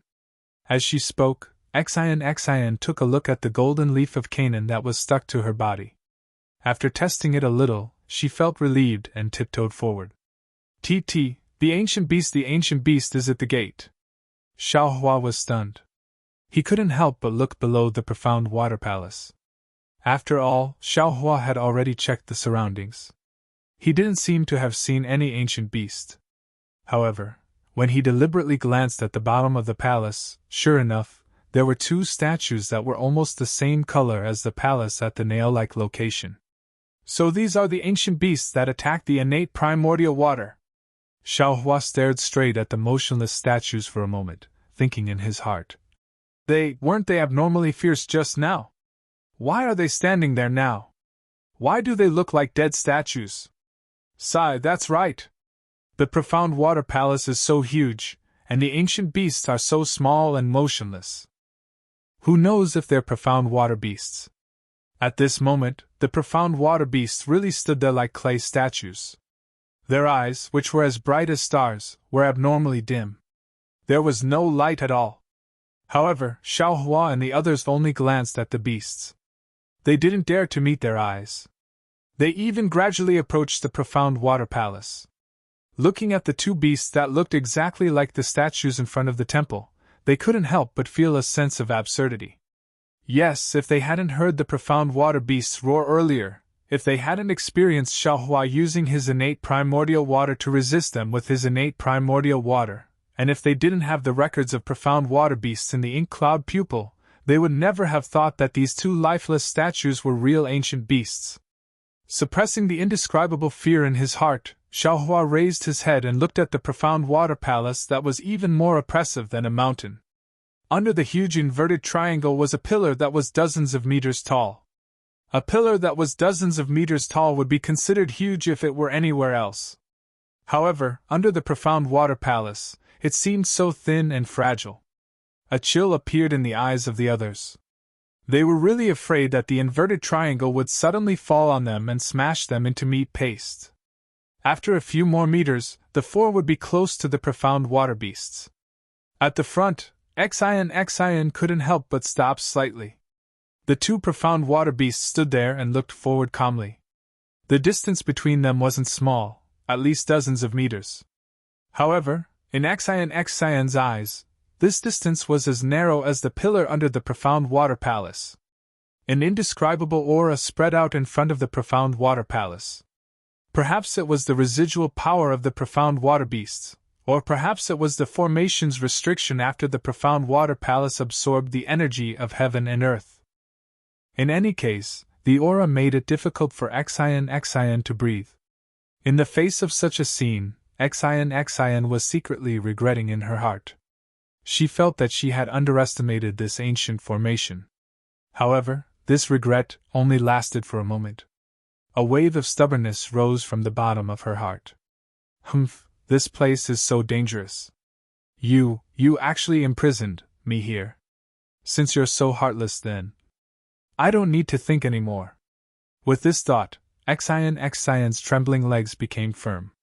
Step by step, she walked past the profound water beasts and arrived in front of the profound water palace's pillar. Fortunately, Xian's actions didn't attract the profound water beast's attention. They remained motionless and didn't even release a trace of their innate spirit. Seeing that Xian didn't attract the profound water beast's attention, Guzhin and the others calmed down and followed her to the pillar. This profound water palace is so strange. Xiaohua walked past the Blackwater ancient beast and unconsciously looked back at the Blackwater ancient beast's folded wings and the coiled tail on the ground. He thought to himself, "Are these the two Blackwater ancient beasts from just now? Why don't I look at them? If they were living things, then I'd be fine with them standing there like statues. But why are their tails coiled up in the same way? That's not possible, is it?" Xiaohua probed with his soul sense and carefully scanned the profound water beast's tail on the left a few times. Before Xiaohua could use his soul sense to check out the rest of the profound water beast's tail, Xian stopped again. Xiaohua didn't have time to check the Xianshui ancient beasts.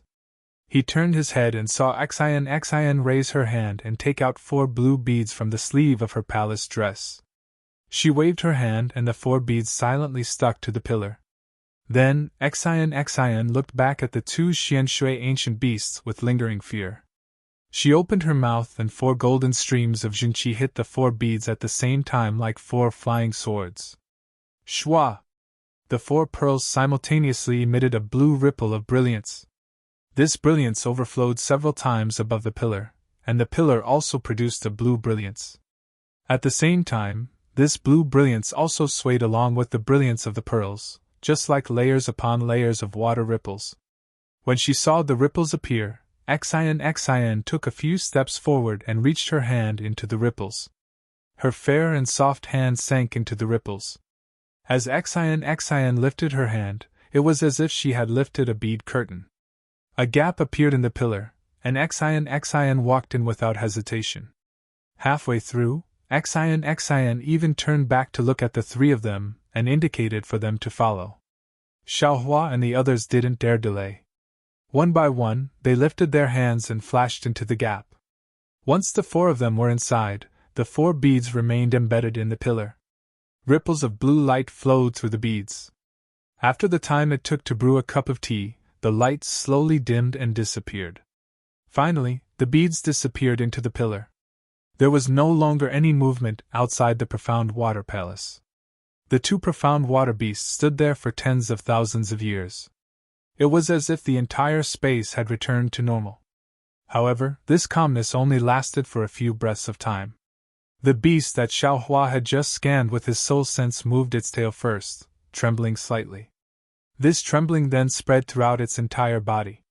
Following that, the beast's 4 hooves moved, the beast's head moved, and finally, its lifeless eyes moved. The black water ancient beast looked around in confusion. It then glanced at the other black water ancient beast on the right that was standing still. After which, it spread its wings and turned into a blue light that flew a few rounds outside the black water palace. When it did not discover anything, it pushed off the ground and charged into the sky as if it was flat ground. Its body landed on a protruding part of the inverted triangle. The profound water beast opened its mouth and spat out a mouthful of blue light onto the protrusion. With a crack, the protrusion floated into the air. The profound water beast didn't even look back as it charged into the gap below the protrusion. When the profound water beast disappeared, the protrusion fell back down. In a flash of light, the inverted triangle returned to its original state. The profound water beast entered the profound water palace. Xiaohua and the others were unaware of the danger that was about to befall them. Xiaohua stood dumbly in front of the profound water palace's doors as he looked at the scene in front of him. His heart was filled with disbelief. -12. Chapter 34-31. Right in front of Xiaohua's eyes was a transparent triangular palace. Everything inside the palace was made of triangles that looked like colored glass. Even the ground beneath Xiaohua's feet, the top of their heads, and even the palace door behind them were triangles. What was special was that these triangles were exactly the same size. The water blue brilliance flowing along the edges of the triangles also had a similar rhythm. At a glance, it was difficult to distinguish any triangle from any other.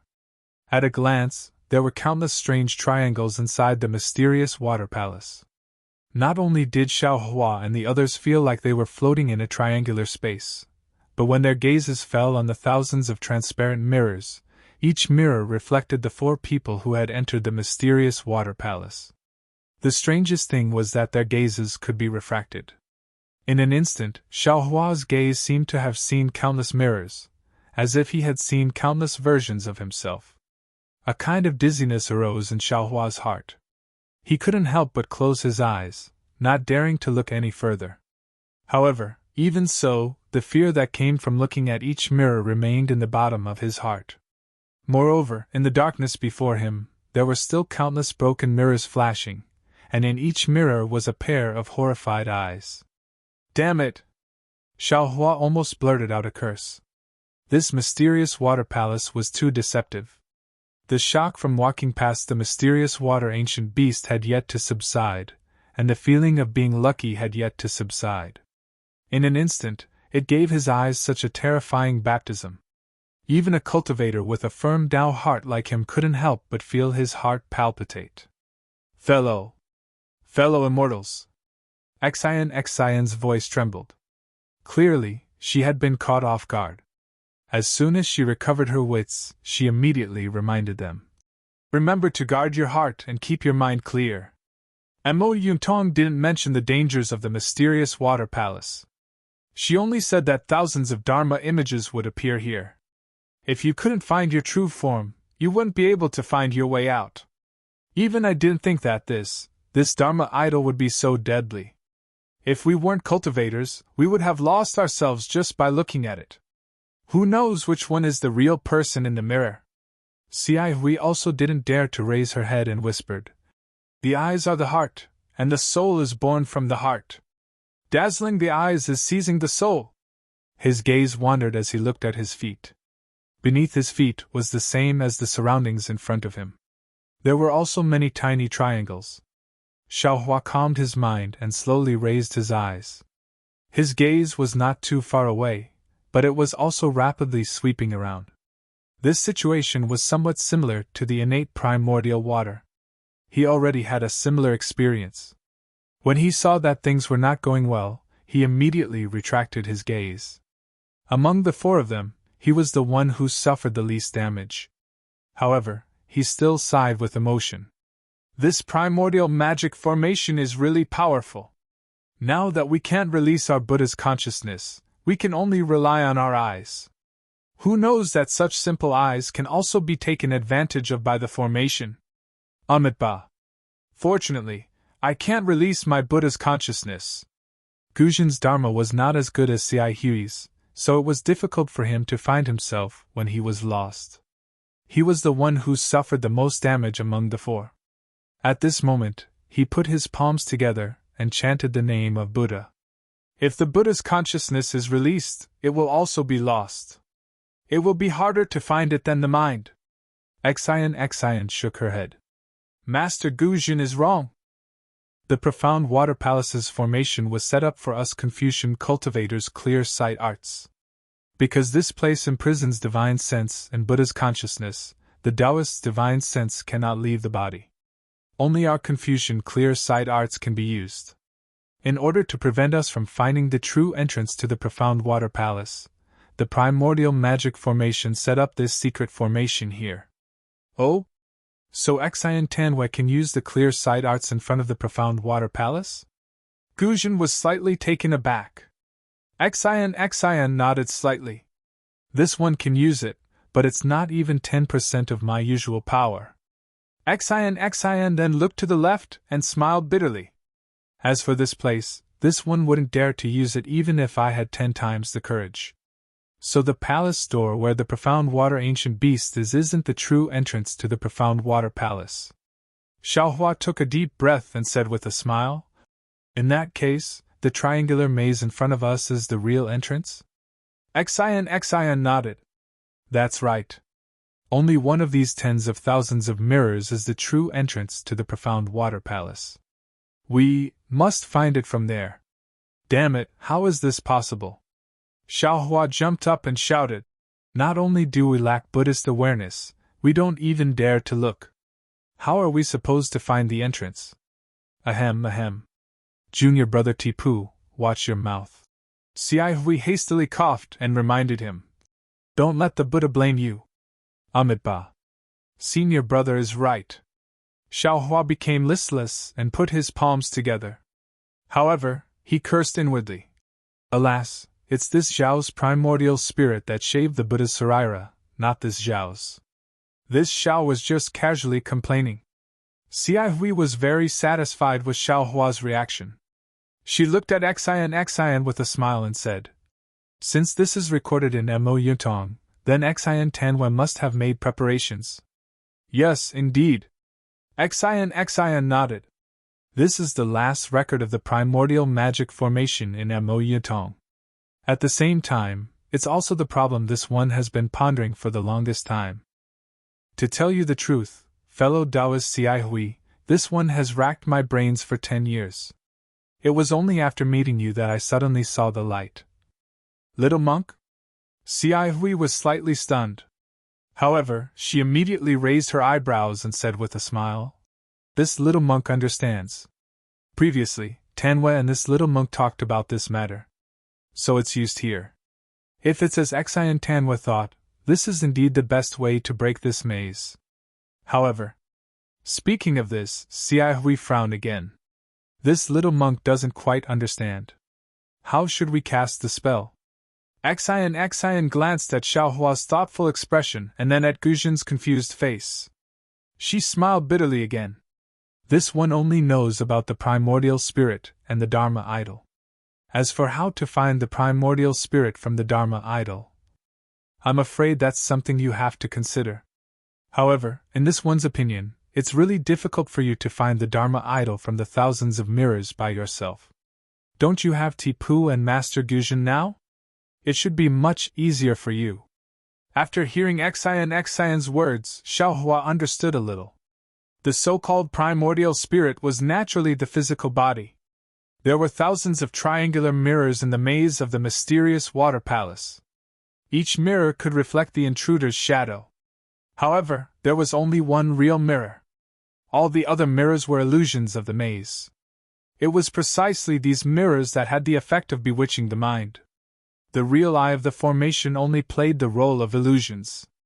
Since the maze only worked on Confucian cultivators' eye-clearing technique and the naked eye of cultivators, all Buddhist senses, divine thoughts, and elemental thoughts could be used. Since the Dharma idol of the Buddhist sect was condensed from karma, it wasn't restricted by the maze. Therefore, the mirror couldn't reflect the Dharma idol's shadow. However, the problem was that even if Xia Hui or Guzhin released their Dharma idols, how would they find the mirror that could reflect the Dharma idol's shadow? What would they use to check? Thinking of this, Xiao Hua's mind raced. He had many methods. He could release the Dharma idol, release the Buddha's Sarira, or release his nascent soul. He could deal with all of them. Even the simplest method was to use his soul sense. Perhaps he could find a way out. Of course, Xiao Hua could also use the heavenly vision of the Dharma eyes. However, he couldn't be sure if his Dharma eyes could defeat this ancient formation. Although Master Guzhin wasn't proficient in Buddhism, he understood after hearing this. He said loudly, "Xia Hui, if there's anything you need this old monk to do, just tell me. This old monk doesn't understand Buddhism, but I do know some Buddhist divine skills. They can be of help." Xia Hui thought for a moment and said tentatively, "Grandmaster, this disciple doesn't understand the Dharma idol technique. However, the Sarira that I cultivate does have the image of a Dharma idol. How about this disciple release the Sarira first to see its effect? Grandmaster, why don't you use the Dharma idol technique? I'll listen to you." Guzhin naturally had no objections. Xiao Hua's heart skipped a beat. He thought to himself, the Sarira of a Dharma idol? Isn't this the Buddha's Sarira? This monk Xia Hui really has some background. However, Buddhist light surged around Xia Hui's body. After a moment, it slowly disappeared. Xia Hui's expression was somewhat unnatural. She sighed and said, "Not only does the mysterious water palace confine Buddhist consciousness, but it also confines this little monk's Bodhi Sarira. It seems this little monk can't do anything. Bodhi Sarira." When Guzhin heard Xia Hui's words, he couldn't help but reveal a shocked expression. He cried out involuntarily, "Xia Hui, you actually cultivated the Bodhi Sarira? This Looking at this Grand Master who couldn't refine karma to form a Saraira, Ci Hui's expression was somewhat uneasy. She smiled and said, "All right, Grand Master knows. This disciple was lucky enough to refine the Bodhi Saraira in this life. However, the golden body has yet to form, so I dare not embarrass myself in front of Grand Master." Alas! Ci Hui couldn't hide the disappointment on her face. She sighed and didn't speak again. Xian raised her eyebrows and said with a smile, "Fellow Immortal Ci Hui, I've known you for so long, but this is the first time I've heard you talk about refining the Bodhi Saraira. This is second only to the Buddha Saraira in your Buddhist sect. With this Saraira, not only will you be able to attain the golden body of a Bodhisattva in this life, but you'll also be able to attain the supreme golden body in the future." Ci Hui hurriedly put her palms together and humbly recited the name of Buddha. She said, "Amitabha, this is the karma of this little monk's several lifetimes of cultivation. There's nothing to show off. Perhaps this little monk was like Grand Master Guzheng in the past, specializing in the lineage of Dharma protectors. Later on, this little monk obtained an opportunity and gained the favor of Buddha. Today, I can finally fulfill my wish." Xian looked so excited that she almost forgot that she was in the mysterious water palace. She cupped her hands and said, "Fellow Immortal, you're too humble. Being able to refine the Bodhi Saraira isn't something that can be exchanged with several lifetimes of cultivation. If it weren't for the profound Dharma and profound opportunities, how could it be possible?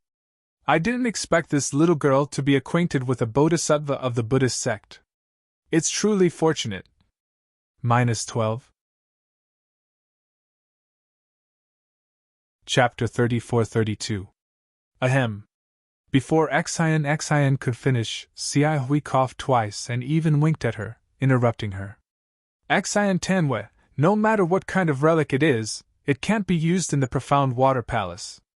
What's the use of that? It's not as useful as Ancestor Guzheng's golden Buddha statue." That's true." Xian suddenly came to her senses. Her eyes narrowed and she almost covered her mouth with her hand. She hurriedly covered it up. "Everyone has their shortcomings and strengths." "That's right." To the side, Xiaohua frowned. He knew that if Ci Hui's Bodhi relic couldn't be used, then his Buddha relic wouldn't be able to leave his body. Since his relic couldn't leave his body, then his nascent soul couldn't either. Perhaps he could only use his soul sense and heavenly law embodiment technique. Thinking of this, Xiaohua was about to quietly release his soul awareness. "Roar!" Guzheng roared and clenched his fists. Buddha light flashed all over his body. Guzheng's originally tall body grew bigger and bigger. In a moment, a Buddha statue of several zhang tall slowly appeared, majestic and awe-inspiring. Clang, clang, clang! Just as Ancestor Guzheng's golden Buddha statue appeared, countless sounds came from the profound water palace's mirrors. When Xiaohua looked up, he saw that many of the previously dazzling mirrors had turned into black holes. The sounds came from the shattering of the illusionary mirrors. "A golden Buddha statue can restrain an ancient formation?" Xiaohua was aghast. However, before he could shift his gaze away, the familiar rumbling of magical treasures resounded. Rays of aqua-blue light appeared once again. Xiaohua hurriedly shifted his gaze away. Immediately, waves of strange magical energy fluctuations spread throughout the entire mysterious water palace. This magical energy was like a whirlwind, but also like a scorching heat. Guzheng's newly formed golden Buddha statue actually showed signs of melting under this magical energy. Strands of golden sweat seeped out of the golden Buddha statue. A trace of pain appeared on Guzheng's face, which was flashing with Buddhist light. He cried out, "The mystic water palace's formation is too powerful. I can't hold on for too long. Hurry up and find the entrance." "Yes," Ci Hui gritted her teeth and hurriedly replied. She then waved her hand and said, "Tipu, look over here. Xian Tenyu, look over there, okay." Xian didn't dare to be negligent. She quickly turned around and looked in the direction Ci Hui was pointing at. Xiaohua also did the same. However, Xiaohua didn't use his eyes, but his soul sense. Xion's idea was very ideal, but reality once again showed the crux of the matter. The naked eye couldn't look directly at the illusory mirrors. Even if they could just glance at them now, Xion and Cihui didn't dare to be too careless, for fear that they would miss the mirror with the Transcendent's golden body. However, it was extremely difficult to find a mirror with an image among the thousands of mirrors. Cihui and Xion's eyes seemed to be dazzled. Heavy dizziness and discomfort rose from the bottom of their hearts. There were several times when they almost got lost in the mirror. Compared to them, Xiaohua was in a better state. Although soul sense wasn't as useful as Xiaohua thought, being able to see through the illusion of the array and see through the array's core with a glance, soul sense wouldn't be reflected by the illusory mirrors, so there was no danger of losing one's mind. However, Xiaohua was the same as Xion and the others. He also didn't dare to be careless. He also checked the mirrors one by one. As time passed, the magic power fluctuations became more rapid. Xiaohua could clearly feel the heat in the surrounding air. He looked again and saw that the surface of Master Guzhin's golden body had already melted. Just like Xiaohua's Buddha Saraira, it had turned into golden liquid and flowed down the golden body. When it dripped to where Guzhin was standing, it immediately turned into small golden Buddhist lotuses. Guzhin's golden body of Buddha is different from Frost Bamboo's great strength Vajradharma body. It seems to be transformed from his main body, similar to my heavenly law's embodiment of heaven and earth. As Xiaohua continued probing, he thought to himself, although this Buddhist divine power is a level higher than Frost Bamboo's, the Dharma array has melted his golden body. That means his body will also be damaged. Why don't I use heavenly form to replace it? Thinking up to this point, Xiaohua couldn't help but laugh. No matter what, Great Master Guzhin is a Buddhist sect guardian with 5th grade origin energy. Wouldn't his golden Buddha avatar be more profound than my heavenly law's embodiment technique? Instead of thinking too much, why don't I hurry up and find the entrance?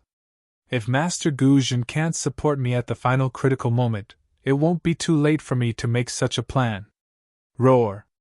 After a while, Master Guzhin's originally straight waist twisted slightly. A slightly hoarse roar came from his mouth. It was unknown whether it was a painful or angry roar. His movement didn't matter. Pa pa pa. Several loud pops sounded. Several thumb-sized bubbles appeared on his limbs. Then, with several explosions, these bubbles all exploded. Golden liquid splashed out. Before it could fall, it had already bloomed into lotus shapes in the air. The main body is the Saraira, and the Saraira is also the main body. Xiaohua sighed. He understood the meaning of Buddhist guardians.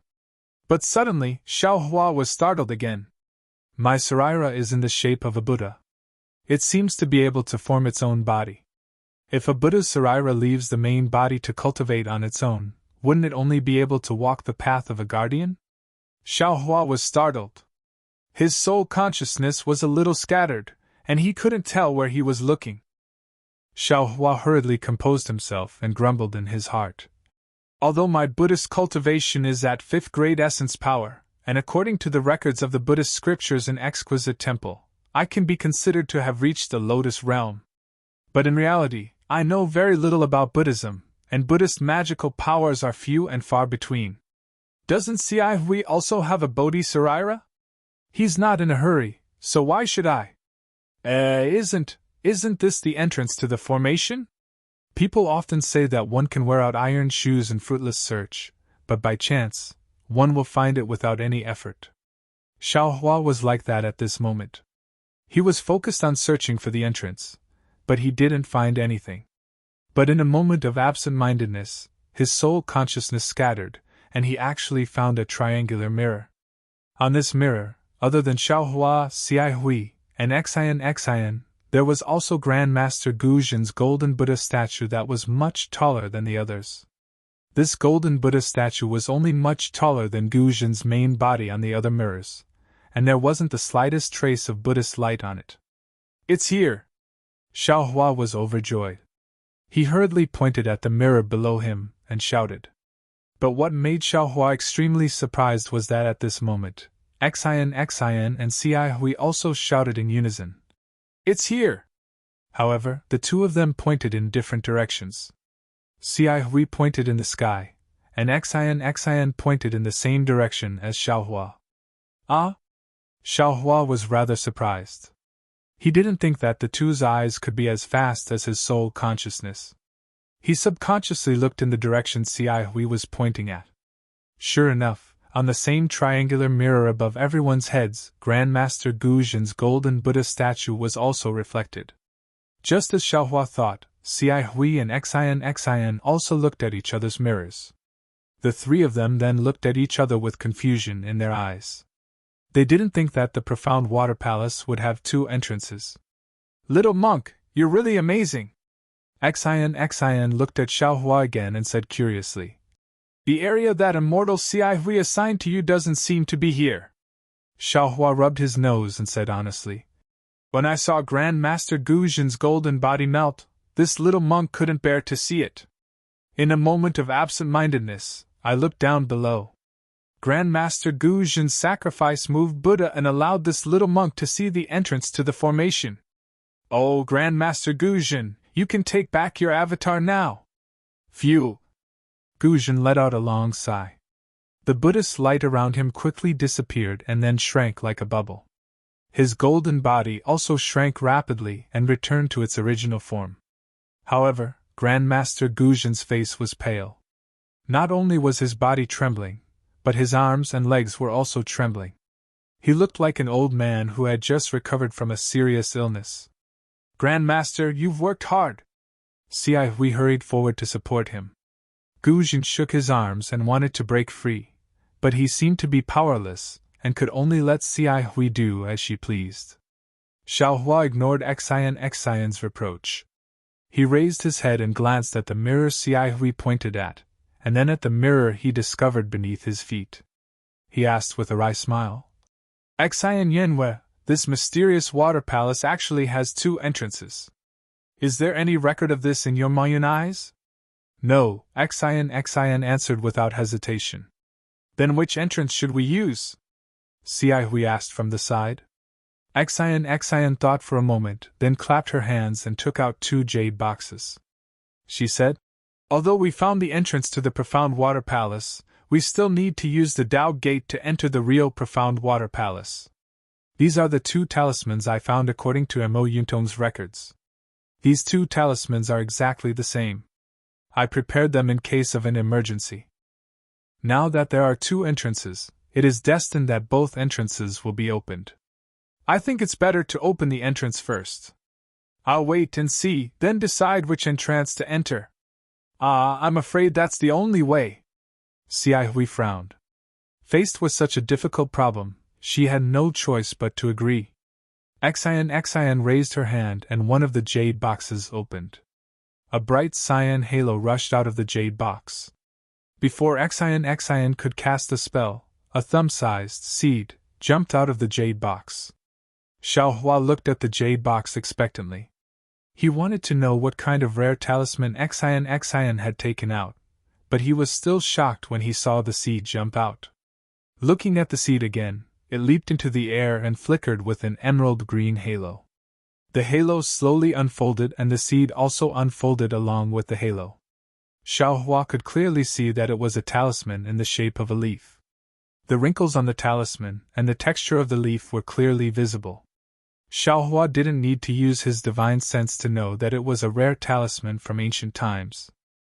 -12. Chapter 34-33. Sure enough, Xian promptly explained. This is a Taoist wood spirit talisman. It's said that it specializes in breaking water-type formations. The specific refining method has long been lost, and these two talismans were found after spending more than 10 years of painstaking effort. They're also the last preparations I've made before entering the formation. I don't know what I'll encounter after entering the profound water palace. Xian opened her mouth again and was about to blow out true energy when she suddenly closed it again. She glanced at Xiaohua and said, Little monk, can you help me next time? Oh? How can I help you? Xiao Hua was somewhat puzzled. I don't know any Taoist magic, so how can I help you? Of course, if you can teach me how to use Buddhist telekinesis to activate talismans, I'd be more than happy to. You wish. Xian glanced at Xiao Hua. The telekinesis you use is completely different from Taoist magic. I'm a Confucian cultivator, so how can I know this kind of secret technique? If you want this secret technique, you might as well ask your senior martial brother who'll definitely become a bodhisattva in this lifetime. After speaking, Xian opened her mouth and a golden true energy shot out like a sword and hit the leaf talisman. CSI. The moment the true energy came into contact with the talisman, it immediately produced a corrosive sound. Following this sound, the emerald green brilliance on the leaf flickered rapidly, as if the leaf was being devoured by insects. Go! Xian saw that the talisman's brilliance was faintly flickering. She hurriedly pointed at the talisman. The leaf, like a falling leaf on an autumn night, fell towards the mirror surface that Xiao Hua and Xian had identified at the same time. From afar, the mirror's surface looked extremely small, but the leaf that fell on it was insignificant. However, as soon as the leaf-like talisman touched the mirror surface, a water-blue brilliance flashed and submerged the entire talisman in an instant. The emerald green brilliance completely disappeared. However, in just a few breaths, a wisp of emerald green brilliance emerged from the water-blue brilliance like a sharp sword. Moreover, as soon as this light appeared, it immediately swayed and expanded. Strands of water-based heaven and earth spirit chi flashed with blue light and flowed into the emerald green light. Within this emerald green light, a vine-like branch stretched out. Wood counters water. Although the wood spirit talisman can't absorb wood-type spiritual energy from the profound water palace, the water-type spiritual energy can still make the wood spirit talisman work. It seems it's only a matter of time before the profound water palace is destroyed. When Xiao Hua saw this situation, he immediately understood in his heart. However, the real situation had exceeded his expectations. In the time it took to brew a cup of tea, the wood spirit talisman had already transformed into vines that completely covered the triangular mirror. When Xian grabbed it with her hand, the vines contracted and instantly shattered the mirror. Behind the mirror, a blue tunnel was revealed. Xiao Hua's eyes looked at the blue passage, and a feeling emerged from the bottom of his heart. It was as if there was a call coming from the passage with the wind. Xiao Hua couldn't help but suck in a breath of cold air. He didn't know what this feeling meant. However, no matter what this feeling meant, there was one thing he was certain of. This entrance was definitely the real entrance. Xiao Hua was certain of this. However, Xiao Hua only glanced at it and didn't say anything. He quietly waited for Xian to attack again and shatter the other mirror above everyone's heads. Seeing the mirror shatter, before Xian could say anything, Xia Hui's face revealed a look of astonishment.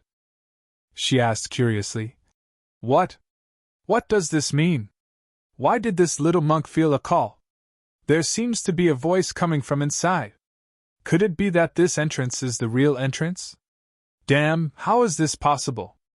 How can Xia Hui feel the same as me? Xiao Hua frowned as he looked at the passage that also flashed with blue light.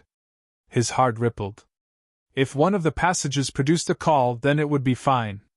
There must be something attracting this Xiao. However, the two passages produce two different calls. The biggest possibility is, there's something fishy about the profound water palace. Little monk, what about you? Xian didn't answer Xia Hui's question. Instead, she looked at Xiao Hua with eyes full of interest. Xiao Hua shook his head slightly. This little monk didn't feel the call from the passage. Moreover, contrary to senior brother Xia Hui, this little monk has a subtle feeling about the other entrance. What about Grand Master Guzhin? Xian turned to Guzhin. Guzhin's face revealed hesitation. After pondering for a moment, he said, This old monk's thoughts are similar to Xia Hui's. The entrance above us should be real. After all, this is the lowest level of the profound water palace. If there is an entrance, it must be facing upwards. Xian's expression turned grave. She glanced at Xiaohua and said, "Although the profound water palace is above us, the entrance might not be. This little monk's feelings are similar to yours. I feel that the entrance below us is real." Xi Hui's expression changed. She said anxiously, "This is bad. Could this be the profound water palace's trick? The purpose of this formation is to separate the four of us? Anything is possible." Xian nodded. "We only have three choices. Either all four of us go up, all four of us go down, or we split into two groups and go our own way." This? Xi Hui was truly hesitant. However, she still insisted. "This little monk feels that it's better to go up. This little monk feels that it's better to go down." Xiaohua originally wanted to go up like Xi Hui, but he was somewhat unwilling. His perception had always been accurate. Today, there was no reason for it to be wrong. Thus, he also insisted. This little one has heard that formations that have been set up for a long time will give birth to a formation spirit. Could it be that this ancient formation has already gained sentience?" Xian laughed. "I don't think that's likely to be strange. However, this little one feels that these two entrances might be different methods leading to the same result. Although the paths inside are different, they will eventually converge at the same place. Yes. As the saying goes, infinite scenery lies at the peak of a dangerous mountain. These two different directions might be a kind of fate and opportunity for us," Guzhen said. "No matter what you choose, this old monk has decided to go through the entrance above us." With that, Guzhen flung his hand, wanting to shake off Xi Hui who was supporting him. However, Xi Hui didn't pull her hand away. She just smiled and said, "Since Grand Master has made his choice and this entrance was found by this disciple, it's naturally impossible for us to not go through this entrance. This disciple is willing to go with Grand Master and help Grand Master search for the ancient Buddha." "Fine."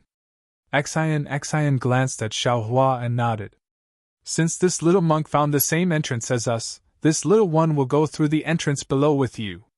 With that, Xian winked at Xiaohua and said with a smile, "Little monk, you have to protect me." "Of course." Xiaohua smiled. This little monk was most protective of women before he entered the Buddhist sect. Cough cough. Xi Hui's throat wasn't good again. Once the assignment was completed, Xi Hui supported Guzhen and the two of them slowly flew towards the entrance above the four people's heads. Looking at the backs of the two people and then looking at Guzhen's tall figure, Xiaohua suddenly thought of the frost bamboo. Naturally, he also thought of the Buddhist protector's unruly way of swallowing relics. Therefore, he immediately opened his mouth and transmitted a few words to Xi Hui. Xi Hui did not seem to have heard him. Not only did she not reply, she did not even slow down in the slightest. The two monks, one tall and one short, slowly flew towards the entrance of the blue brilliance in the mountain cave. When the two people's figures disappeared, the brilliance flickered slightly and a flat mirror surface appeared there. Now, even if Xiaohua and Xian wanted to follow Xi Hui, it was too late. "Little monk, let's go. We'll go in too. Don't worry about Xi Hui. Grandmaster Guzhen isn't as despicable as you think." Xian waved her hand and landed first. How could Xiaohua dare to be negligent? He hurriedly flew down with Xian and said with a flattering smile, "The ancients said that one shouldn't have the heart to harm others, but one must guard against others. It's normal for this little monk to be worried about senior martial brother Xi Hui. Who asked Grand Master Guzhen to be a Buddhist Dharma protector? TSK. Xian smacked her lips as she flew and said mockingly, "Which ancient person are you talking about? Why do I often hear people talking about this? Moreover, why do I feel that you, a Buddhist disciple, are even more wary of Buddhists than me? Is that so?"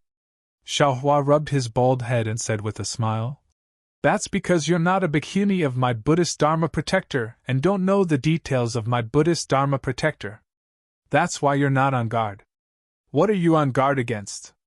Xian probed again. Previously, you said that you came to the profound water palace to protect fellow Taoist Cai Hui. At that time, I only thought that you were talking nonsense. But now, it seems that your Buddhist Dharma protector's cultivation is far superior to Cai Hui's.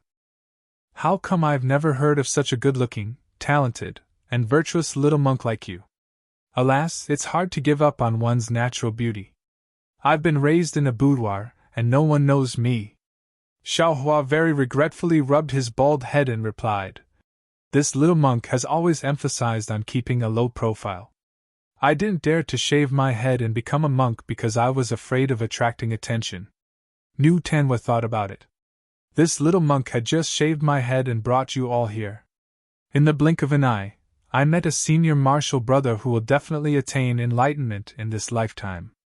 Since senior martial brother Cai Hui has such a background, New Tanwa presumably also has a family background. Only, I wonder which family does New Tanwa come from in the hidden Immortal continent? Do you want to know? Xian flew to the light blue entrance and turned around. Yes. Xiaohua hurried over and nodded his bald head like a chick pecking rice. I just won't tell you. Xian sneered and rushed into the entrance. Don't tell me if you want to. Xiaohua also muttered and followed closely behind. The passage was several zhang tall. As the two flew in one after another, the brilliance of the entire passage actually began to revolve. It was just like the whirlpools that appeared on the four walls of the profound water palace earlier. Wave after wave of blue brilliance drew an arc in front of Xiaohua. At first it was slow, but then it gradually sped up and rushed forward. Looking behind the two, the place where the blue light surged had already sealed the entrance. There were no longer any gaps. -12. Chapter 34. Xian was on high alert. As soon as she entered the entrance, she took out her flexible sword without waiting for the light to change. With a slight twist of her wrist, the blade coiled around her right arm like a spirit snake. Clear chi gushed out from between Xian's eyebrows. Her limpid eyes flickered like the light in the passageway, but the golden light in her eyes only flashed for a moment. Alas! Xian sighed. She knew that she still couldn't use her eye-clearing technique. Her five senses were similar to those of ordinary people in the mysterious water palace. Just as Xian was sighing, she suddenly felt a heavy weight on her shoulders. Startled, she hastily looked up and saw that the blue light in the passageway was gradually stabilizing, and its color was getting denser. What's going on? Xian frowned. Her flying figure slowed down, and she turned to ask in a low voice. Little monk, do you feel something strange? Xiaohua was right behind Xian. Seeing her slow down, he understood what she was thinking. He hastily flew to her side and stood shoulder to shoulder with her. He answered, "This little monk feels a little heavy on my body. It seems to be the mysterious water palace's restriction again. Alas, that's what happened." Xian sighed again. After all, it's an ancient array with layer upon layer of strange restrictions. Without strength, it's really difficult to move even an inch. Xiaohua hesitated for a moment, then advised. Actually, this little monk still has to persuade Lady Benefactor. Right now, our main goal is to find a way out. This mysterious water palace is really not a place where people with our cultivation can enter. Even if you want to find someone, you should first consider your own life, right? Without your life, what can you do? A way out? Xian shrugged. It's in this mountain, deep in the clouds. What? Xiaohua's expression suddenly changed. As if he had thought of something, he hastily cried out. Could it be, you don't know where the exit is? Or… At this point, Xiaohua really didn't want to ask any more questions. Xian had said that she had the ink cloud pupil. Xiaohua had assumed that since someone had left the ink cloud pupil behind, someone must have left behind information about this ancient formation after escaping. He had followed Xian into the profound water palace. Even if he couldn't see an immortal artifact, he would at least be able to escape unscathed. However, He really didn't expect that the ink cloud pupil in Xian's possession didn't contain any records of this. Xiaohua had been relying on Mo Yuntong and this exit to enter the profound water palace when he had broken through this ancient magic array. Now that Xian didn't know what to say, how could she not be scared witless? This was an ancient array. The previous few checkpoints had already shown how ferocious this array was. And that was only the outer perimeter of the profound water palace. Now that he had truly entered the profound water palace, the passageway once again gave off a heavy feeling. Who knew what he was about to encounter? He had originally thought that he would be able to find a way out if he braced himself and forced himself through this passageway. Who knew? Xiaohua couldn't help but want to cry. Before Xiaohua's tears could fall, the heavy feeling on his body increased again. Xiaohua glanced at Xian. This strange woman was flying with her head held high, looking like a dead pig that wasn't afraid of boiling water. He didn't bother to say anything more. His head drooped as he flew forward with Xian. At this point, he had already made up his mind. Self-preservation was self-preservation. Apart from self-preservation, he didn't care about anything else. Immortal artifacts, prisoners, nothing. He didn't believe that with his divine abilities, he couldn't protect himself. The pressure on his body increased even more. In half the time it took to brew a cup of tea, Xiaohua and Xian had only flown a few dozen meters. Although there was nothing tangible in the passageway, Xiaohua felt that the entire passageway was like a quagmire. He was currently wading through the water. The quagmire that was difficult to walk through was definitely not too far away. Sure enough, as Xiaohua expected, the blue brilliance suddenly changed when it reached the depths of the passageway. Strands of blue blossomed from the deep blue, as if the blue had surpassed the blue. They rapidly rotated within the blue passageway, similar to the blue light that appeared when Xiaohua had just entered the passageway. Oh no! Feeling the heavy pressure on his body increase again, Xiaohua came to his senses and shouted, Xian, hurry up and leave! The pressure in this passageway is increasing layer by layer. In the end, it will crush our bodies into minced meat. As he spoke, Xiaohua no longer dared to conceal his cultivation. He activated his transcendence energy and displayed the wind escape technique, rushing towards the front of the passageway. Who would have thought that it would be fine if Xiaohua didn't activate his transcendence energy? But the moment he displayed the wind escape technique, an enormous force crashed into Xiaohua's body along with his transcendence energy. Caught off guard, Xiaohua's entire body fell with a whoosh sound directly reaching half of Xian's waist. Xiaohua's body sank. His eyes narrowed slightly as he looked at the passageway in the distance. He understood in his heart that this was the Tao sect's formation. The method to restrict the Tao sect's disciples was naturally easy to use. At this moment, he had to either give up on using the Tao sect's divine ability or forcefully rely on the Tao sect's divine ability to charge out. Otherwise, he could only continue to use the Buddhist sect's divine ability and deal with the myriad of changes by remaining unchanged. Xian naturally also felt the pressure increase. However, before she could activate the auspicious cloud, Xiaohua suddenly fell down. At this moment, she also looked at Xiaohua strangely. Let's go! Xiaohua didn't explain in detail. He activated the auspicious cloud and rushed forward while rising up again. However, after flying for the time it took to brew a cup of tea, the azure brilliance deepened once more and the pressure doubled once more. Not only did Xiaohua not reach the same height as before, he even became half a foot shorter than before. Naturally, Xian's expression changed greatly, and she also fell down like Xiaohua. Little monk, I'm afraid we can't touch the brilliance of this passageway. Xian shouted. Although Mo Yuntong no longer has any records since it's a passageway, we must pass through. This brilliance must be restricted by the profound water palace. If we touch it, we'll definitely suffer. Humph, not necessarily. What if we're sent out of the profound water palace as soon as we touch it? Xiaohua coldly snorted and retorted sarcastically. Xian glanced at him and said indifferently, Why don't you give it a try? I'm not giving it a try. Xiaohua shook his head and suddenly asked. Right, benefactress, do you know? Xiaohua originally wanted to ask Xian if she knew Princess Baiwa of the Chanu country, Xian, but before he could say anything, he remembered that he was now the little monk Tipu of the Western Paradise. How could he know a woman from the hidden Immortal continent? He immediately shut his mouth. Who do I know? Xian saw that Xiaohua didn't say anything and continued to ask. Forget it, let's not talk about it. Let's talk about it after we get out alive.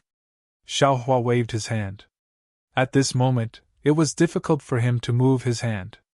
Even his arm felt somewhat sore and numb. Xian narrowed her eyes and said, You're not going to say it? Are you afraid I'll see through your intentions? If you have the ability, you can see through it even if I don't say it. Xiaohua argued. Do you think I? Xian couldn't help but get angry. Just as she was about to say something. Buzz buzz! The whole passage flashed with a blue brilliance. Rings of light chased after Xiaohua and the others from behind and rushed forward. The speed of the rings of light was different. Each ring was faster than the previous one. The heavy pressure on Xiaohua and Xian's body was like a wave, each layer stronger than the previous one. Hurry! Xiaohua urged again, but at this time, the two of them were already doing their best, but the passage still seemed to be endless. Boom! When the blue rings of light chased after them, the whole passage shook, and the color immediately turned green. Along with the change in brilliance. Bang bang bang! Sounds came from Xiaohua's body. It was the sound of the joints all over his body. Xiaohua's eyes flashed with shock. He had already discovered the pattern. When the blue brilliance disappeared, the pressure in the passage should be twice as heavy as before. Now that the blue brilliance disappeared again, the pressure should be twice as heavy as before. If he counted, it should be 4 times as heavy as before. Xiaohua didn't know whether this passage was similar to his bone tempering, which required the bone tempering of 7 colors. However, even if it was the 5 elements technique, in the end, the pressure was still 32 times as heavy as when he first entered the passage. Of course, this was only Xiaohua's estimation. This was a restriction used to imprison cultivators, so how could it only be 2 or 4 times as heavy? When Xiaohua had just entered the passageway, the pressure from the flickering blue brilliance was already several times that of the outside of the passageway, and then the cyan brilliance was several times stronger. In the end, the pressure was several hundred times or even several thousand times stronger. How could a cultivator withstand this pressure? Xiaohua slightly bit his lips, and Buddhist light flashed around his body.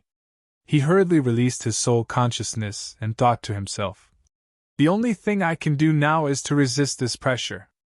This Zhao's body and bones have been tempered, so I should be able to resist for a while. I just don't know if Xian will be able to escape this calamity. Thinking up to here, Xiaohua's face suddenly showed joy, and he shouted, Xian, the exit is about 900 feet ahead.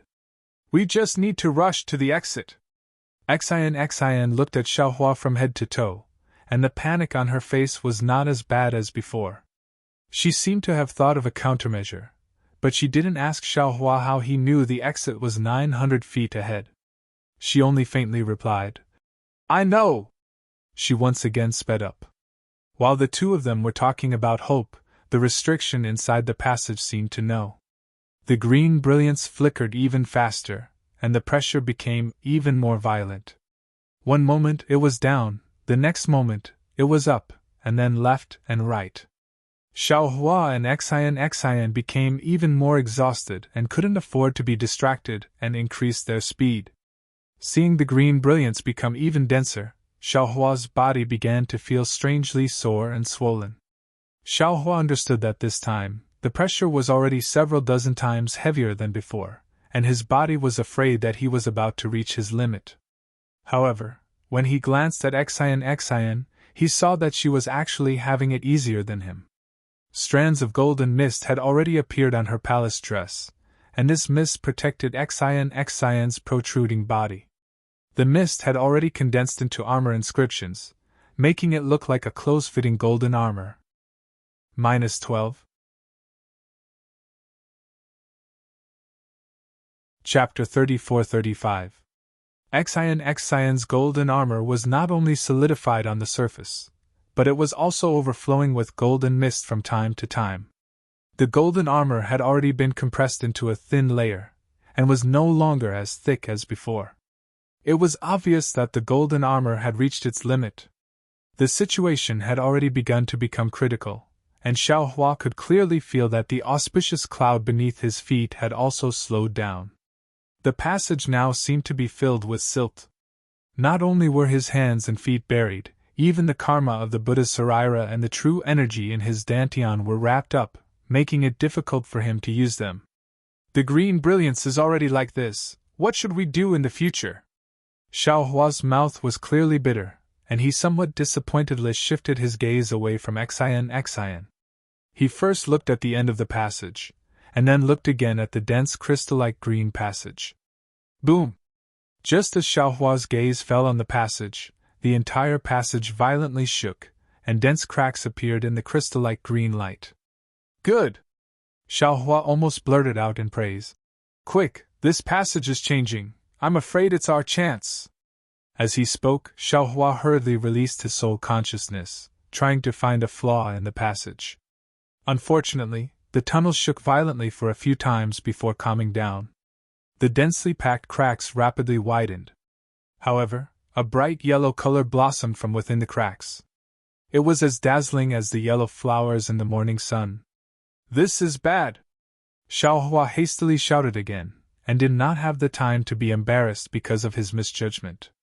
Before Xion's strange gaze could shift away from Xiaohua, a heavy pressure more than 10 times stronger than before suddenly appeared, as if a large hand had suddenly clenched. This heavy pressure was different from before, and it came from all sides of the passage, heading straight for the center. Although Xiaohua and Xion did not have to worry about being swept down the passage, the strength of this heavy pressure suddenly increased, and the two suddenly stopped in midair, unable to fly at all. Pa pa pa! A series of sounds rang out like beans being fried. The golden armor on Xion's body was first broken into pieces, then the broken pieces exploded inch by inch. The tens of thousands of inscriptions on the armor whimpered and turned into strokes, disappearing into the yellow light. Ah! Xion screamed. Her palace dress, which was originally fluttering in the wind, stuck to her body. Although it didn't reveal anything, the curves of her body were exposed. Even when Xion opened her mouth, not only did she spit out Jingqi, but even Jingqi gushed out from her body. It was too late. Xion's body shrank, and then her face turned dark red. Xiaohua was naturally much calmer than Xion. However, he also found it difficult to maintain his composure under this heavy pressure. His skin, which was originally as tough as steel, was collapsing time and time again. It was as if the entire profound water palace was pressing down on him. A sense of déjà vu arose in his heart. That's right. Xiaohua had once encountered such a heavy formation restriction in the Dawn Rain continent. However, at that time, the formation restriction wasn't as heavy as it was now. Moreover, Xiaohua had the Phoenix Dharma body at that time. Xiaohua relied on the Dharma body to break the formation restriction. At this time, not only was the formation 100 times stronger than before, but Xiaohua's Phoenix celestial body had also disappeared. In particular, in this passage, all Taoist spells were restrained. Although Xiaohua still hadn't released his magic treasure, he believed that magic treasures could only be ordinary weapons in this space. However, Xiaohua still didn't give up. He sensed the piercing pain on his skin, and knew that his body was beginning to tear. He hurriedly raised his hands slightly. Even this small action expended a great deal of Xiaohua's strength. Out! Xiaohua softly shouted, and the seal of overturning the sea flew out of the space. Xiaohua formed a seal in his hand, and his Jingqi, which should have been surging like a tide, was now compressed into a trickle.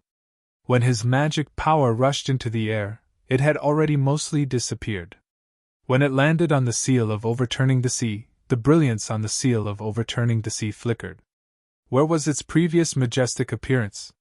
Seeing the seal of overturning the sea in such a state, Xiaohua completely gave up. He raised his hand and withdrew the seal of overturning the sea. Xian, who was beside him, was in a state of panic.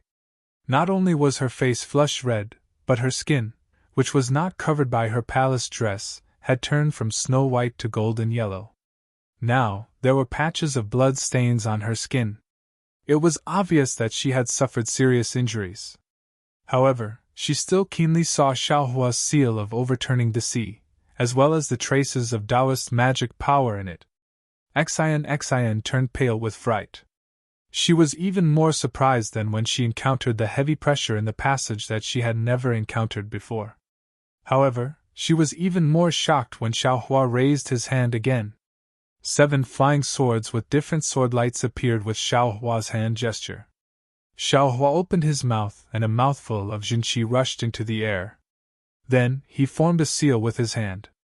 Although the 7 flying swords were very difficult, they still turned into rainbows and pierced toward Xian. Thief, thief! Although Xian was somewhat on guard, she never would have thought that Xiaohua would disregard his own safety and suddenly attack her in such a dangerous place.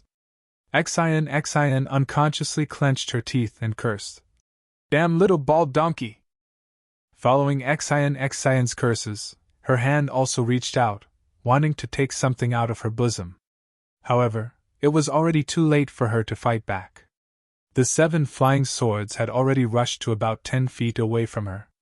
However, just when Xian was feeling discouraged, the 7 jinqi from the 7 flying swords actually condensed in the air and surrounded Xian. Although the sword light was as thin as a cicada's wing, and even flashed under the heavy pressure, it seemed that it would not be able to last long. However, Xian's body felt lighter, as if she had unloaded a heavy burden. He's protecting me! Xian suddenly came to a realization. I've wronged him! Xian instantly felt her chi and blood surging up. She did not know whether it was because of shame or the sudden release of jinqi, but her face turned blood red. Did he hear me scold him just now? Xian's heart unexpectedly gave birth to a very inappropriate question at this time. However, before Xian could look at Xiaohua with doubt, another thought emerged like weeds. The little monk is a Buddhist disciple. How could he know the flying swords of our Confucian cultivators? Humph, it must be. That trace of feeling instantly turned into anger. She even glared at Xiaohua with somewhat fiery eyes. Not only did she not take her hand out of her bosom, she even treated the 7-star sword formation as if it was nothing. When Xian saw Xiaohua, her eyes unconsciously gave birth to extraordinary splendor. Xiaohua roared loudly, his body overflowing with Buddhist light or golden light. His originally thin and tall figure slowly expanded. The heavenly law embodiment technique that was comparable to the golden body of Gu Xun's Buddha was finally displayed. Sure enough, as Xiaohua thought, this heavenly law embodiment technique was refined by the primordial spirit. It was different from the Tao sex magic and was very different from the phoenix celestial body. However, it was similar to the golden body of Gu Xun's Buddha. In this passage of the ancient formation, it still had the power to fight. This guy is actually a Buddhist disciple of the Buddhist sect? Or a martial master of my Confucian cultivation? Xian was somewhat flabbergasted. However, now was not the time for her to ponder. Xiaohua's Dharma embodiment, which was several zhang long, immediately streaked his several zhang long arm through the air. That large hand even pierced into the 7-star sword formation. Although it sounded loud and clear, under this heavy pressure, its tone had already changed. He shouted, Xian, I'll send you out first! What are you doing? Seeing Xiaohua's large hand grabbing towards her, although that large hand flashed with golden light, Xian actually panicked. She hastily withdrew her hand from her bosom. Without hesitation, she pulled out the golden hairpin she gave to Guzhen before and stabbed it towards Xiaohua's large hand. Just as the golden hairpin was taken out, a wave of cold air emerged from the bottom of Xiaohua's heart. His large hand stopped in midair as he hurriedly said, "Female benefactor, the heavy pressure is still increasing. This golden body of Buddha is this little monk's last resort. This little monk wants to try sending you out of the passage. If you're unwilling, this little monk will leave by himself." This. Xian looked at Ku Ko in the distance. She fiercely clenched her teeth and said, "Fine. But don't you have any bad intentions?" Hearing this, Xiaohua didn't know whether to laugh or cry. He grabbed his hand again and called out, "What bad intentions can this little monk have? Female benefactor, don't you know that form is emptiness and emptiness is form?" While speaking, Xiaohua's large hand was about to grab Xian. He ordered, "Female benefactor, use your flying technique with all your strength.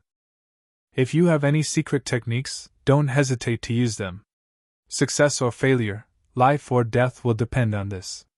Before he finished speaking, Xiaohua shouted, "Go!" Then, with a swing of his hand, he threw Xian and the 7 stars sword formation to the end of the passage. Xian only felt the wind whistling in front of her. That 7 stars sword formation sword light was like splitting mountains and boiling water, carrying Xian straight to the end of the passage in the distance. A trace of joy flashed in Xian's heart. Then, with a wave of her hand, the golden hairpin in her hand produced a golden brilliance. This golden brilliance was like a blooming phoenix flower. In an instant, it protected Xian and the 7 stars sword formation. No matter how much the pressure in the passage increased, the golden brilliance only shrunk a little. This little monk. Although Xian didn't think much of Xiaohua's seriousness, the steadiness in her heart had already been shaken. The golden hairpin was her last resort. Who would have thought that it would be taken out the moment they entered the profound water palace? She couldn't describe the feeling in her heart. She turned her head with some worry, but when she saw what Xiaohua was doing, she couldn't help but be shaken. She saw Xiaohua holding a thick wishful staff in his hand. His whole body flashed with golden light. He was like a demon god who could split heaven and earth. He chased after her with large strides. Every time the wishful staff was waved, it would cause the passage to tremble. After the tremors, Xian could clearly feel the heavy pressure coming from behind her like a wave. -12. Chapter 34-36. This little monk. Xian's eyes narrowed. She knew that Xiaohua was at his wit's end. Although the wishful staff in his hand could break the heavy pressure, it could only treat the symptoms and not the root cause. Xiaohua was just drinking poison to quench his thirst. After this cycle, Xiaohua's golden Buddha statue could not support it, and his body could only end up as a meat paste. Xian clenched her teeth slightly, and looked at the passage that had been flown nearly halfway. The end of the passage was already in sight, no longer as vague as before. Should I turn back? This was a rare thought in Xian's heart. At this time, Xiaohua was also helpless. This time was really dangerous, unlike the previous time. He remembered that the last time the magic staff broke the restriction, the heavy pressure disappeared. This time, although the wishful staff was far more powerful than the magic staff, the restriction was one layer after another, each layer more powerful than the last, as if there was no end. "Let's fight!" Xiaohua naturally also saw the golden brilliance of Xian in the distance, and his mouth was bitter. "I don't know what this little girl's relationship with Princess Baiwa is, but the protection of the imperial equipment is one after another. This is really embarrassing." While thinking, Xiaohua waved the wishful staff again. The heavy pressure was pervasive, but the wishful staff was not to be trifled with. It could still break the restriction that formed the heavy pressure. Taking advantage of the fact that the restriction had not been broken yet, Xiaohua's golden body was able to take the opportunity to escape. Xian naturally would not turn back at this time.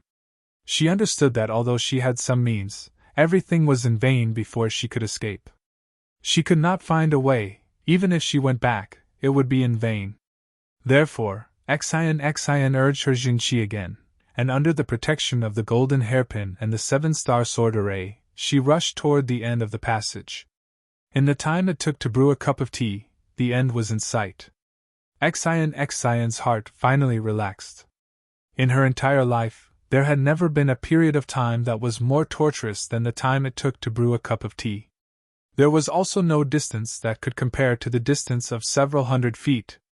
When, just as Xian saw a chance of survival, the entire passageway rumbled loudly again. A golden sun seemed to be born from the depths of the abyss, chasing after Xiaohua from behind. The golden light didn't disappear at all. The moment it entered Xian's eyes, the golden light of the golden hairpin immediately swayed, and the brilliant phoenix flower instantly shrank by a lot. Seeing the sudden change in front of her, Xian had no time to think about anything else. She hurriedly stimulated her Jinqi and recklessly rushed forward. When the golden hairpin in Xian's hand started to tremble, Xian finally rushed out of the passage. She didn't have time to carefully check her surroundings.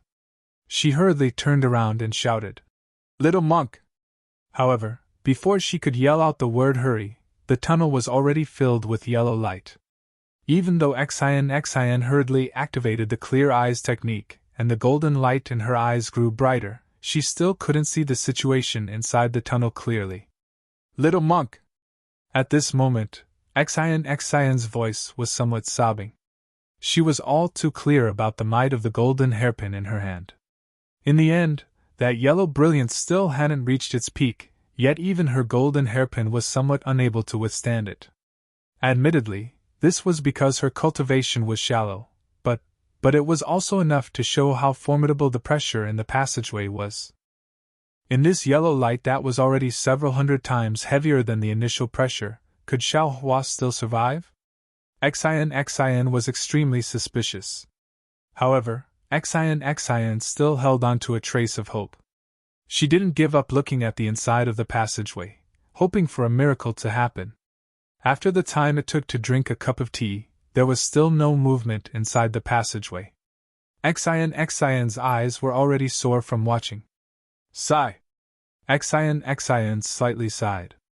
Her heart was filled with complex feelings. It was indescribably desolate. It was as if she had just seen a beautiful scene, but before she could properly appreciate it, dark clouds had already densely covered it. This little monk. This was already the fourth time Xian muttered this little monk in her heart within a short period of time. Something's not right. Just when Xian was about to give up and prepare to leave, she once again saw the 7 flying swords that had been protecting her all this time. The flying swords are still in midair. This sword formation is still there. That little monk might not necessarily be dead.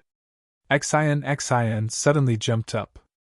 A burst of joy rushed to her heart. Her eyes were somewhat moist. Sure enough, before she even got close to the passageway, an intense rumbling sound began to flash within the golden brilliance. Strands of faint blue color flowed within the golden brilliance. Flowers of lightning bloomed within the golden brilliance. The most bizarre thing was that strands of black gas were also flowing within the golden brilliance. Ha ha! Just when Xian was in ecstasy, Xiaohua's familiar laughter rushed out of the passageway amidst the lightning. The Transcendent's golden body that was several tens of feet in size had already disappeared. Instead, strands of black gas slowly dissipated around Xiaohua's body. Seeing this, Xian's rushing figure came to an abrupt halt. Then, she suddenly turned around and flew several tens of feet away. Only then did she stop, standing still with her back facing Xiaohua. Xiaohua didn't care about Xian's actions. In his heart, he was really very lucky. Just now, it was really very dangerous. The moment the golden brilliance appeared, his transcendent's golden body instantly collapsed. The center of the passageway was completely not something that the current Xiaohua could resist. However, the moment Xiaohua's body returned to its original state, lightning and thunder immediately appeared between his eyebrows. The soul cultivator's lightning and thunder could obviously resist part of the heavy pressure, but it was far from enough. Xiaohua's flying speed was too slow. In a flash of inspiration, Xiaohua thought of the Devil Realm's concealment technique and immediately used it. Who would have thought that in this passageway, although Xiaohua couldn't hide in the void, his flying speed would actually increase? Therefore, under the effects of the lightning and thunder technique and part of the blood-dripping paradise, Xiaohua finally reached the end of the passageway. As soon as he came out of the passageway, he felt a kind of physical and mental exhaustion. Even his limbs were sore and numb.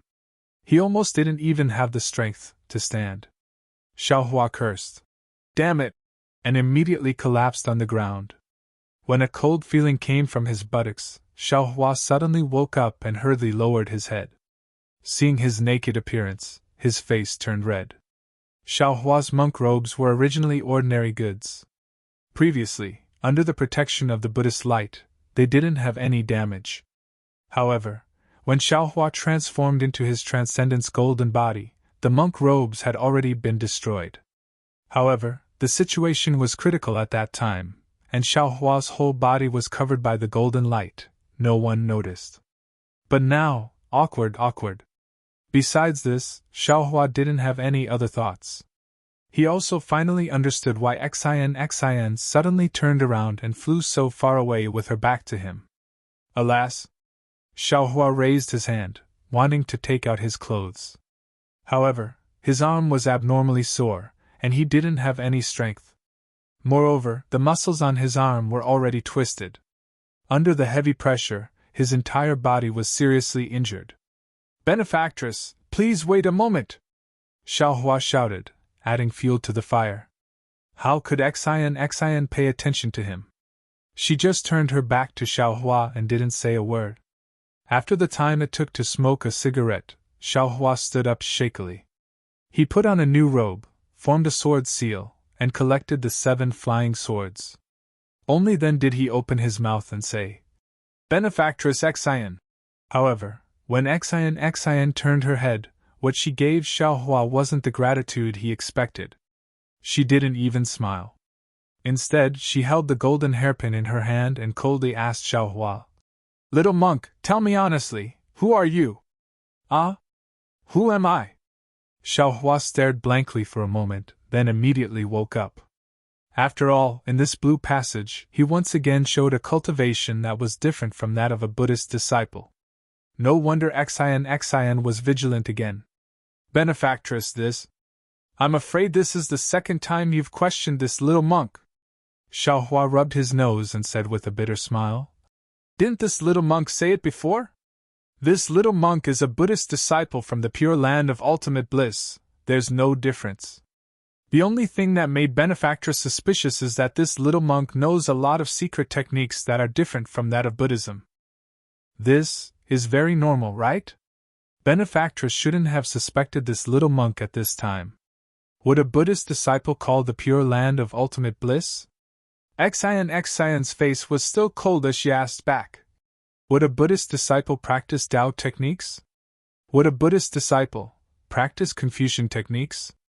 Xiaohua shrugged and said with a smile, "Why not? Anyone who sees this little monk would think so, right? Speak, who sent you here?" Xian couldn't bear it any more and shouted loudly. The golden hairpin in her hand once again emitted a golden light. "Who sent you here?" Xiaohua was baffled, almost touching his nose red. This little monk was peacefully cultivating in the Great Snow Mountain, but you and Hui brought this little monk here, and you actually asked who sent me here? Who could it be? Naturally it's Hui. You still don't want to be honest? Xian shouted loudly as if she had been greatly deceived, her eyes faintly glistening with tears. Xiaohua was helpless. He raised his hand and said, "Benefactress, remember, no matter who I am, whether it's Tipu, a Taoist cultivator, or a Confucian cultivator, I'm someone who has nothing to do with you. I won't hurt you. On the contrary, I'll protect you. In this mysterious water palace, I'm in the same boat as you. You don't need to know my origin, and you don't need to know who I am. As long as you leave the mysterious water palace, you won't meet me again, and I won't know you. Xian listened to Xiaohua's words and stared at him for a long time, as if she was considering whether Xiaohua was telling the truth. Then she put away the golden hairpin and said faintly, "That's true. What does your identity have to do with me? Even if you were sent by that person, you still have to protect me. If you weren't sent by that person, you've already saved me several times. What do I have to be afraid of? My purpose in coming here is to see if that person is here. If he is, I'll think of a way. If he isn't, as long as you and I leave the mysterious water palace, we'll go our separate ways. Even if you've deceived me, what can I do?" "Good." Xiaohua clapped his hands. "That's how it should be." After saying this, Xiaohua finally had the chance to look up and see where he was. Why doesn't this place look like a palace? Xiaohua looked around and couldn't help but be surprised. In front of him was a vast open space with white clouds drifting about. The sky above the white clouds was blue. Although he couldn't see the sun, there were actually some shadows in the open space. -12. Chapter 34-37. As for behind Xiaohua, there was a mountain peak. The several zhang-wide cave had now regained its blue brilliance. Looking at the other parts of the mountain peak, there were actually many densely packed caves. They were all flashing with the same blue brilliance as the one Xiaohua and Xian flew out of. Could it be that there are many more entrances? Hui and Guzhen are also in one of them? Xiaohua's heart stirred. He hurriedly wanted to release his soul consciousness. However, in this place, even his soul consciousness could not leave his body. Perhaps one of them is an exit? Xiaohua gave up and began to ponder. Or other than the cave just now, the others are all exits? Although this was what he thought, Xiaohua did not dare to take the risk. At this time, Xian called out again. "Little monk, I'm going to take a look in front. Do you want to come with me?" Yes, let's go together." Xiaohua hurriedly responded and turned to chase after her. This open space was very cold. It seemed like ordinary soil, but it also carried a kind of coldness. From time to time, there were some blue brilliances flashing above the open space. Looking at the place in the distance, he could not see very far. Although there was no fog, it was impossible to see clearly beyond 100 zhang, let alone distinguish what it was. After walking for a while, Xiaohua wailed. "Benefactress, aren't you looking for a needle in a haystack? When is this going to end? Didn't you say time was limited? Now a lot of time has passed. How much time do we have left?" "I don't know either." Xian looked straight into the distance, and replied indifferently. "Mo Yuntong only said to go in and out as soon as possible. He did not give a specific time. Now that we're here, I don't know anything. If you want to find the exit, you can only find it yourself. I can't help you at all. Forget it. Until today, I finally know what it means to be blind." Xiaohua waved his hand and said impatiently. "You're the blind one." Xian retorted sarcastically. Yes, I was blind. How could I follow you in?" Xiaohua replied with a mischievous smile. Where was the dignified appearance of the little monk Bodhi? "You!" Xian was quite angry, but when it came to retorting, she was still a bit inferior to Xiaohua. Seeing that Xian was deflated, Xiaohua was quite happy. He proudly walked forward a few steps, then suddenly stopped.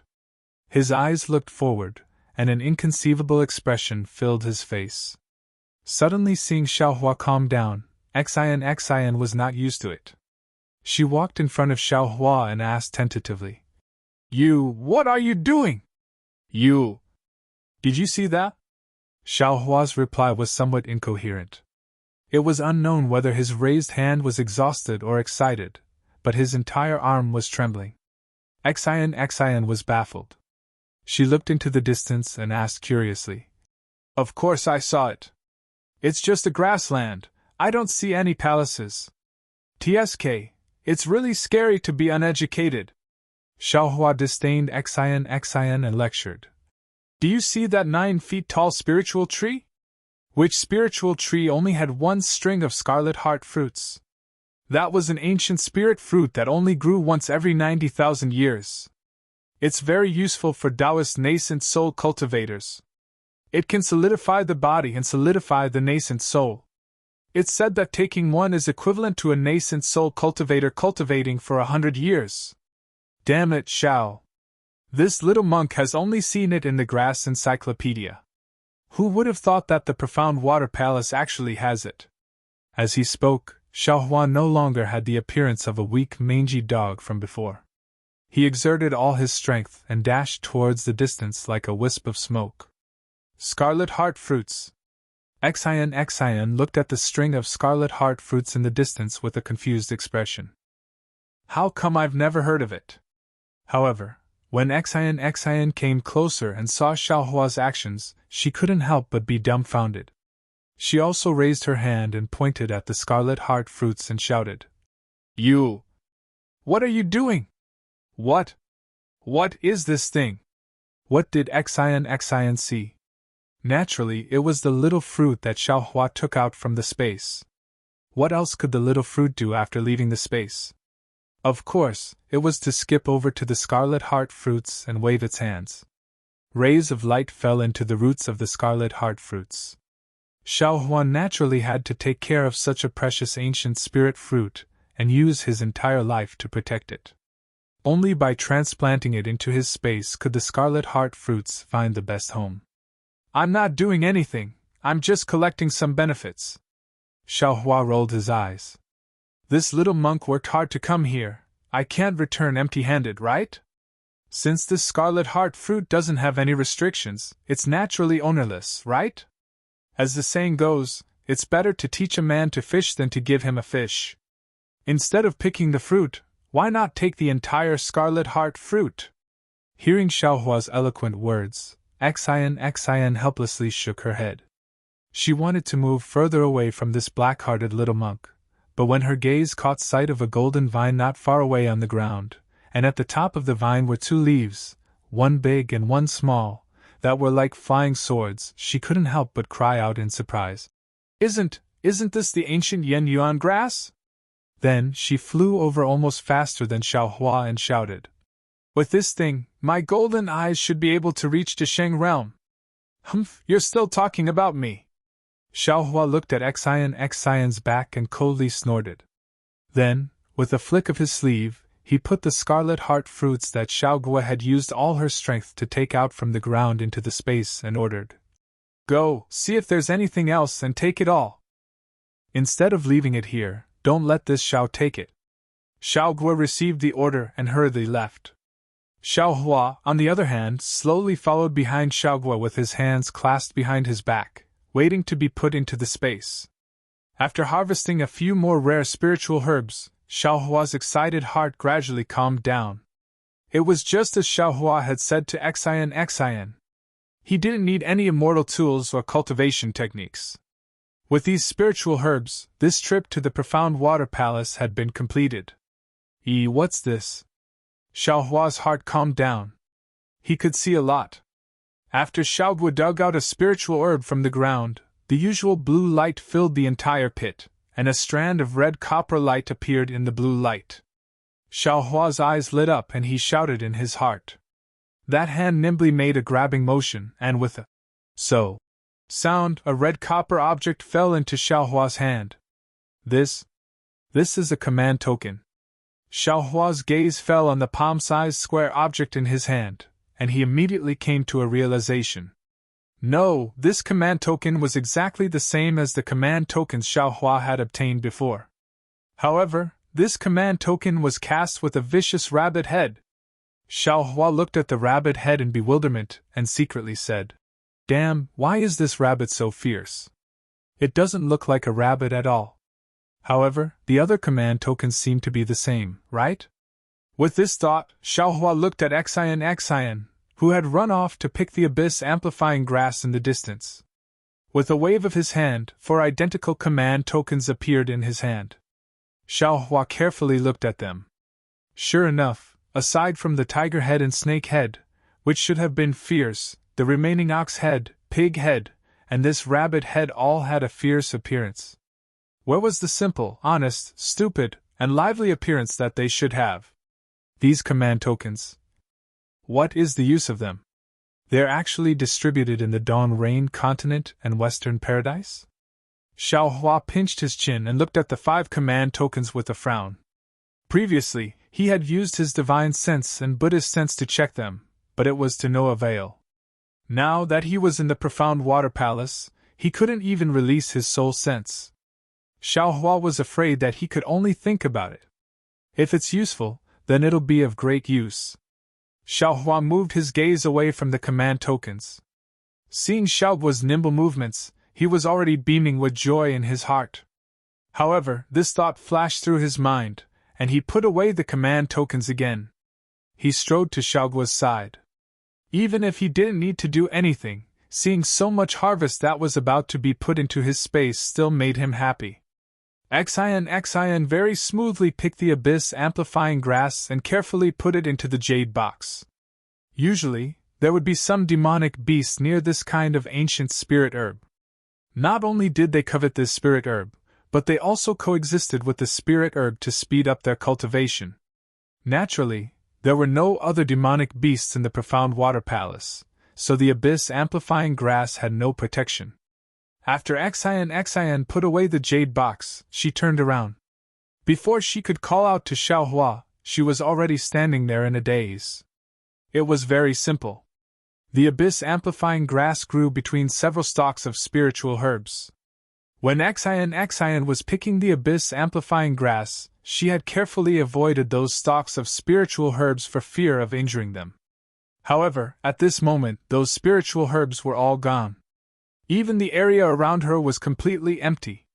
The ground was flat as if it had never been planted before. Little monk. Xian was angry.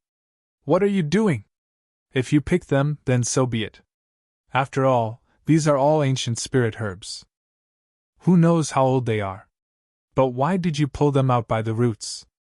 Xiaohua lazily raised his head and said with a smile, Benefactor Xian, these spirit herbs are heavenly treasures. If you put them in the profound water palace, only a ghost would come. Isn't this a reckless waste of heavenly treasures? If this little monk takes these spirit herbs out of the profound water palace, who knows how many Buddhist disciples will benefit from them? TCH. Only a ghost would believe that. Xian rebuked. The Buddhist sect's Arhat doesn't need any spirit herbs. It's clearly your own greed. If you're talking about greed, that's not necessarily the case. Xiaohua smiled and touched his nose. For example, Benefactor Xian picked this abyss amplifying grass on her own. But what if there's someone else who needs it? Would that person still want to enter the profound water palace? This little monk isn't bragging. Even if there were 10 more people from your Xian clan, I'm afraid they wouldn't be able to walk out of the passage behind us. Tell me, if this isn't selfish of you, then what is it? Could it be that if this little monk takes this abyss amplifying grass out, your Confucian Xian clan won't benefit? I don't know how to grow spirit herbs. Xian actually blushed at Xiaohua's words. However, at the same time, she suddenly realized something and hurriedly turned to look at the place where she had just picked the abyss amplifying grass. Ah? Xian couldn't help but cry out in alarm. However, the moment she spoke, the roots of the abyss amplifying grass had already disappeared. The spirit herbs within a few feet to her left were all held by a fair child wearing a bib. His eyes were full of vigilance as he slipped away from her. -12.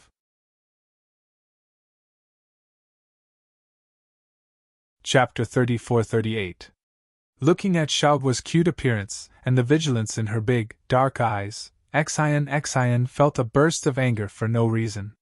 She fiercely kicked the ground and shouted, "Shameless! Thief! Robber!" Although the ground looked very flat, it was actually very soft. Xian's kick not only scared Xiaohua so much that she quickly ran behind Xiaohua, but also kicked up the soil. Even a few shiny white things were kicked out by her. Xian swept her eyes over them like a stubborn little girl and gave a cold snort. But when Xiaohua's gaze swept over them, he couldn't help but be overjoyed. He hastily waved his hand and those white bones immediately fell into his hand, disappearing without a trace. Amitabha! Benefactor Xian, this little monk doesn't know if Confucian cultivators like you talk about reincarnation and retribution in the next life. Xiaohua's face became solemn as he said righteously. But this little monk knows that whether it's Buddhism, Taoism, or Confucianism, they all emphasize the dead. Although I don't know which senior these bones belong to, and I don't know if he's a Buddhist, Taoist, or Confucian cultivator, he's already passed away. We, the living, should retain a bit of respect for him. Blaspheming the corpse of a senior like you is really disrespectful. Forget it, let this little monk take these bones back to Nirvana. I'll chant sutras every day and recite incantations every night so that he can reincarnate soon. Although Xian didn't care about these bones, she also saw how thick they were. How could she not know that these bones didn't belong to an ordinary person? Now that Xiaohua took the bones and still pretended to be obedient, her face was ashen with anger. She stretched out a white finger and pointed at the complacent Xiaohua. She didn't know what to say. You, just take it. Perhaps this is your corpse from your previous life. In your previous life, you failed to explore the profound water palace and died here. In this life, you came here under this princess's lead. Since you've received this lady's benefits, why don't you thank this lady? Yes, it seems this skeleton is really fated with this little monk. This little monk thanks the lady for leading the way. This little monk thanks the lady for kicking this skeleton. Xiaohua put his palms together and lowered his head as he said sincerely. From now on, this little monk will also chant sutras every day and recite incantations every night. If this lady dies here, may Buddha bless you so that you can come here in your next life. You. Xian said you 4 times in a row. She had never seen such a glib-tongued person in her life, let alone such a glib-tongued little monk. What about me? Xiaohua touches his bald head and says curiously. Could it be that benefactress has never seen such a peerless and magnificent monk before? Disgusting! Xian pretended to retch a few times and curled her lips. She turned her head and ignored Xiaohua as she walked forward. Woman Tan, you don't go too far. Xiaohua put on an act behind his back and said, This little monk still needs to sleep at night. I don't want to recite the rebirth mantra for someone. There was no way Xian would turn her head back, but the corners of her mouth unconsciously curled into a smile. Seeing that Xian had left, Xiaohua hurriedly sent his consciousness into the space. He saw that the huge white bones that he had just sent into the space had already fused with the previous white bones. The lightning water mixed with traces of lightning seemed to be endlessly falling into the space. It seemed to be nourishing these white bones and also seemed to be awakening them at any time. Damn it, these white bones! How could they also be scattered in the Xiaoyu continent and Western Paradise? Jade Archive Xiaohua frowned. As the white bones gradually gathered together, Jade Archive Xiaohua could already smell a trace of danger from these white bones. Who is the owner of these white bones? What can I do? The most beautiful thing in this world is confusing matters. Being able to find the reason from the confusion is also the most interesting thing in this world. Suddenly, Jade Archive Xiaohua spoke again from Jiuxia's mouth. Damn it, Jiuxia, you really are like a ghost that won't disperse. A rare wry smile appeared on Jade Archive Xiaohua's face. Then, with a wave of his hand, Little Thunder, who had been nourishing under the lightning water, fell into Jade Archive Xiaohua's arms.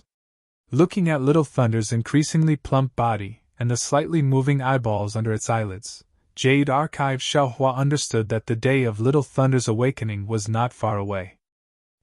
Let me calculate. While speaking, Jade Archive Xiaohua waved his hand and Little Thunder disappeared. In an instant, it reappeared under the lightning water.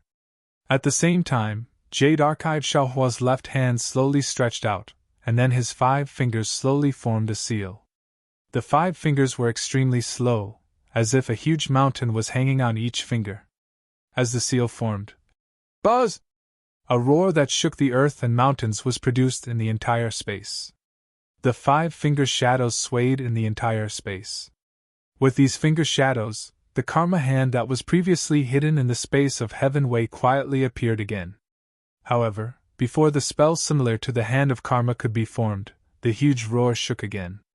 The 9 suns in the sky dimmed, the mountains and rivers were on the verge of collapsing, and even Xiaohua himself was trembling.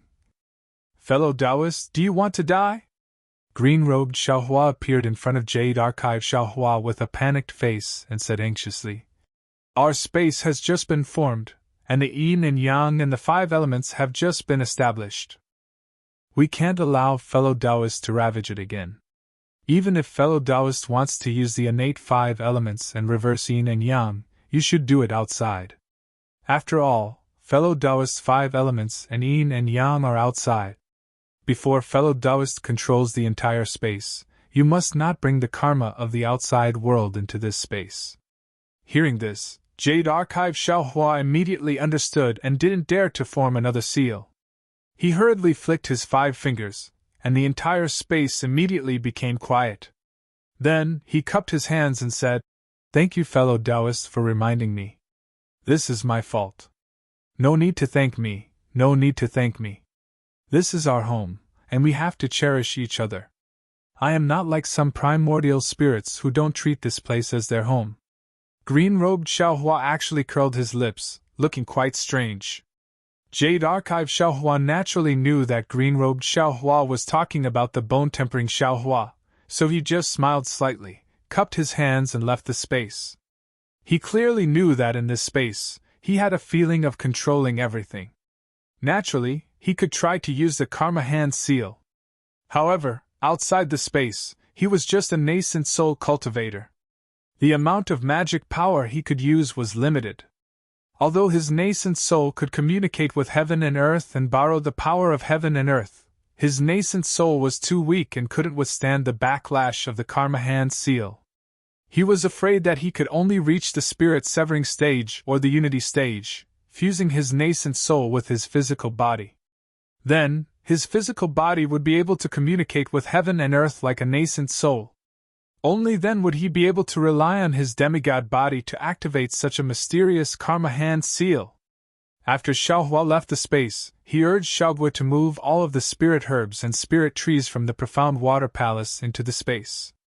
In another part of the profound water palace, there was a crystal wall that was over 1,000 feet high. Hundreds of huge triangular patterns were densely arranged on the wall. Each of these patterns was deeply indented, and the 3 sides of the patterns were protruding like a frame. These protrusions overflowed with different kinds of brilliance. Layer upon layer of magic power fluctuations surged like a tide. Suddenly, a triangle near the top of the wall emitted a bright blue brilliance. However, before the brilliance could be released, a tidal wave of magic power rushed towards the brilliance. In a few breaths of time, the brilliance was annihilated. However, in the time it took to brew a cup of tea, the brilliance of the triangle appeared again. As a result, the magic power fluctuations that had just calmed down rushed over again and strangled the brilliance of the triangle. This repeated several times. In the end, the brilliance was extremely brilliant, like a butterfly breaking out of its cocoon, and finally bloomed. Boom! After the brilliance, a loud noise was heard. A huge hole appeared on the triangle. 2 monks covered in blood rushed out from the hole. Weren't they Cai Hui and Gu Jin, who had parted ways with Xiaohua and Xian? At this time, the 2 of them were in an extremely sorry state. The green lotus in Cai Hui's left hand seemed to have been eaten by worms, with only a small half of it remaining. The sword in his right hand was already broken, and even the remaining sword edge seemed to have been eaten by worms, with spots on it.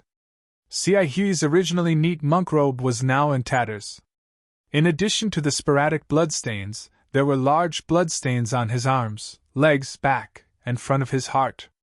There was also an extremely long bloodstain on his neck, which was still flowing with blood. Cai Hui was like this, but Gu Jin was even worse. There were no sporadic bloodstains on Gu Jin's monk robe. It was completely covered in large bloodstains. Under these bloodstains, the monk robe was completely torn. Under the monk robe, there were fist-sized wounds. Some of the filthy blood had already coagulated, while others were still bleeding. Even the hand that Gu Jin used to hold the demon-subduing pestle was riddled with scars. Several torn muscles and flesh were exposed outside of the skin, shaking slightly with the trembling of Gu Jin's arm. The demon-subduing pestle was not in good condition either. It was full of bumps and hollows, especially the tip of the pestle, which was now broken. There were still a few strands of flesh and blood on it. On the right side of Gu Jin's face, a large piece of flesh was torn off. His white teeth were exposed. Gu Jin's originally fierce face was now even more ferocious.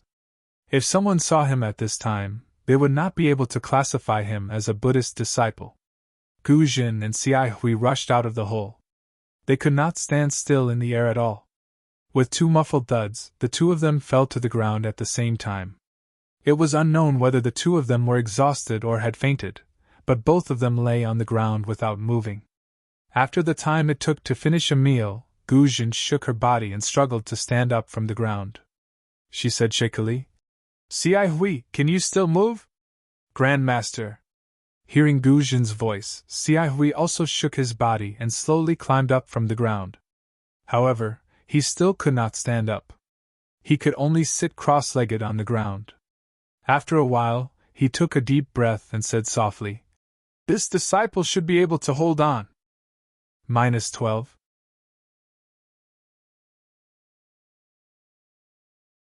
Chapter 34-39. Sigh. Gu Jin uses the demon-subduing pestle to prop himself on the ground, making his body seem extremely heavy. He turns around to look at the crystal wall, especially the triangle they rushed out of, and says with lingering fear, What kind of ancient formation is this? How can it be so powerful? It's just a passage, but there are demon beasts and strange insects comparable to 5th-level essence energy cultivators inside. This demon beast is nothing. If we work together and risk getting injured, we can still kill it. But these strange insects are impervious to fire and water, and can even devour our Buddhist artifacts. They didn't even let go of this old monk's golden Buddha statue. What are these things? Speaking up to hear, Gu Jin looks at Xiai Hui and asks, "Just now you released the Bodhi Sarira to attract the strange insects. Is your Sarira seriously damaged?" Amitabha, Xiai Hui lowers her head and says, "Many thanks for Grandmaster's concern. Disciple's Sarira is fine." "That's good." Gu Jin grins and smiles with difficulty. "This Sarira is the proof of your enlightenment. Don't be careless." Disciple understands. Xiai Hui smiles faintly and stands up with some difficulty. "Forget it, since we're here, we're one step closer to the ancient Buddha's Sarira." Gu Jin knocks the demon-subduing pestle on the ground and calls out, "This old monk wants to see if there's anything else that can stop us." Xiai Hui doesn't rush to speak, instead looks around and reminds, "Grandmaster, there's no trace of Xian Tanwei and Tipu here. Could it be they still haven't come out of the passage?" Saying so, Xiai Hui looks worriedly at the many triangles on the huge wall, guessing where Xiaohua and Xian Tanwei will rush out from. "Sigh, Xiai Hui." Gu Jin sighs and shakes his head. "This old monk advises you not to be delusional. This passage is so dangerous. Even if Xian Tanwei has an extraordinary background and an extremely powerful imperial artifact, I'm afraid he won't be able to escape. You saw it yourself, those thousands of strange insects are definitely not something the two of them can deal with." Xiai Hui frowns slightly and answers, "All right, Grandmaster knows, Disciple feels that Tipu's cultivation is not below Disciple's. With his help, Xian Tanwei might be able to rush out. That's your feeling?" Gu Jin was not optimistic about Xiaohua and Xian's chances. "This old monk thinks that Tipu's Buddhist treasure is somewhat powerful, but his Buddhist divine ability is not worth mentioning. Perhaps the paths they took were different. He won't come out from here." After waiting for a while and not seeing any movement, Xiai Hui asked hesitantly, "Grandmaster, should we proceed?" "Of course, I'm already here. I can even smell the scent of the ancient Buddha. How can I not move forward? Guzhin raised his demon-subduing pestle and said in high spirits. But, Xiaohui spoke again. Does Grand Master have any medicine for injuries? We are all heavily injured. If we don't treat our injuries, I'm afraid we won't be able to deal with any abnormalities. Guzhin nodded. He took out a few jade bottles and handed them to Xiaohui. These are the medicines commonly used by Buddhists. Take a look and you'll understand.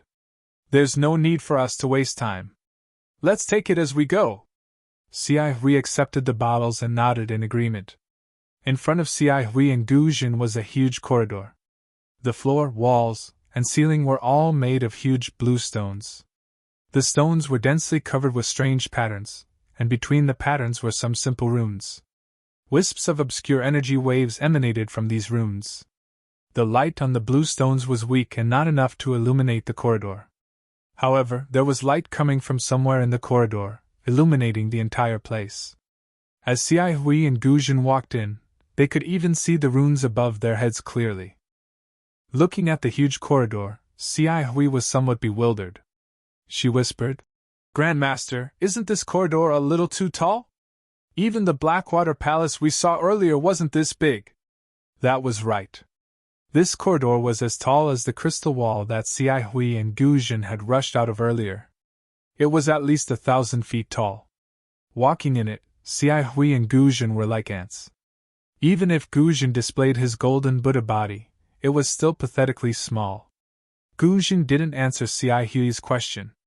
Instead, he carefully took out the jade bottles and either swallowed them or applied them externally. After treating the wounds all over his body, he raised his eyes and glanced to the left. He said indifferently, So what if it's tall? There's no Buddha ancestor or Buddha light. It's just a void. Ba. Xiaohui's pale face blushed slightly. She put her palms together and said, This disciple understands. Guzhin no longer paid any attention to Xiaohui. He strode forward. His footsteps were heavy, but they were unusually firm.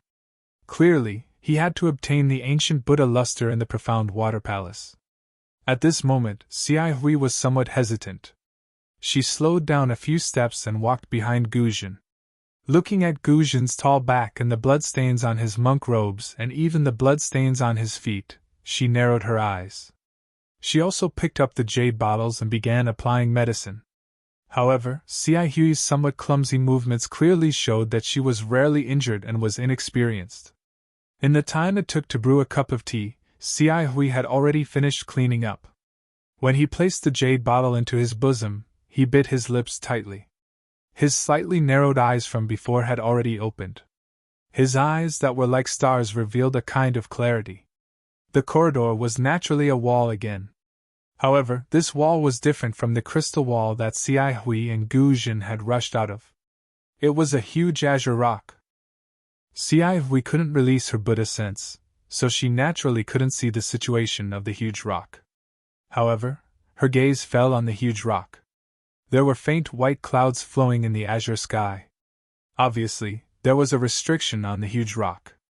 Since there was a restriction, Xiaohui was sure that there must be something behind the huge rock. Perhaps it was the fairy weapon that Xian was looking for, or perhaps it was the Kylie that Guzhin was looking for. Guzhin walked to the front of the stone wall. Without hesitation like Xiaohui expected, he turned and walked towards the right corridor. Xiaohui naturally followed suit. However, the moment he turned right, Xiaohui's shoulders suddenly trembled and she stopped. She then turned slightly and looked behind her from the corner of her eyes. A wisp of slight hesitation floated in Xiaohui's eyes like smoke. She then said, Grand Master Guzhin, Guzhin stopped and asked rather unhappily, What's the matter? This disciple feels that the direction you're going is wrong. Xiaohui said with a sincere smile. Grand Master should take this path. With that, Xiaohui modestly turned sideways and put her palms together, as if inviting Guzhin to go first. Oh? Why is it this path and not the path that I have taken? Could it be that you've discovered something? Guzhin's eyes widened. His surprised voice was very loud and clear, sounding as if he was asking a question. Xiai Hui was still gentle and amiable. She smiled and said, "How should I put it? This disciple has a feeling that the ancient Buddha Kylie is in that direction. If there's any evidence, this disciple doesn't have it." Guzhen frowned slightly. There were still traces of blood on his face. Although he had taken a Buddhist spiritual medicine, the medicine's effect was obviously not that effective. Guzhen's frown made him look extremely ferocious. He seemed to be pondering. In the end, Xiai Hui was somewhat puzzled. Just as she was about to raise her head, she heard Guzhen's voice again. "Fine. A Buddhist with a root of wisdom like you must be more sensitive to this Saraira than this old monk. I'll listen to you. Grandmaster, please." Xiai Hui stretched out her hand and gestured for Guzhen to go first. She also expressed that she had no intention of having any thoughts about the ancient Buddha Kylie. Guzhen nodded again. There was a hint of coldness in his eyes. However, Xiai Hui didn't notice it. In fact, there was nothing special about the two sides of the stone wall. Even the texture on the tall stone wall was similar. The smooth stone wall didn't have any decorations. It looked no different from a cave. However, the passage seemed to be extremely long.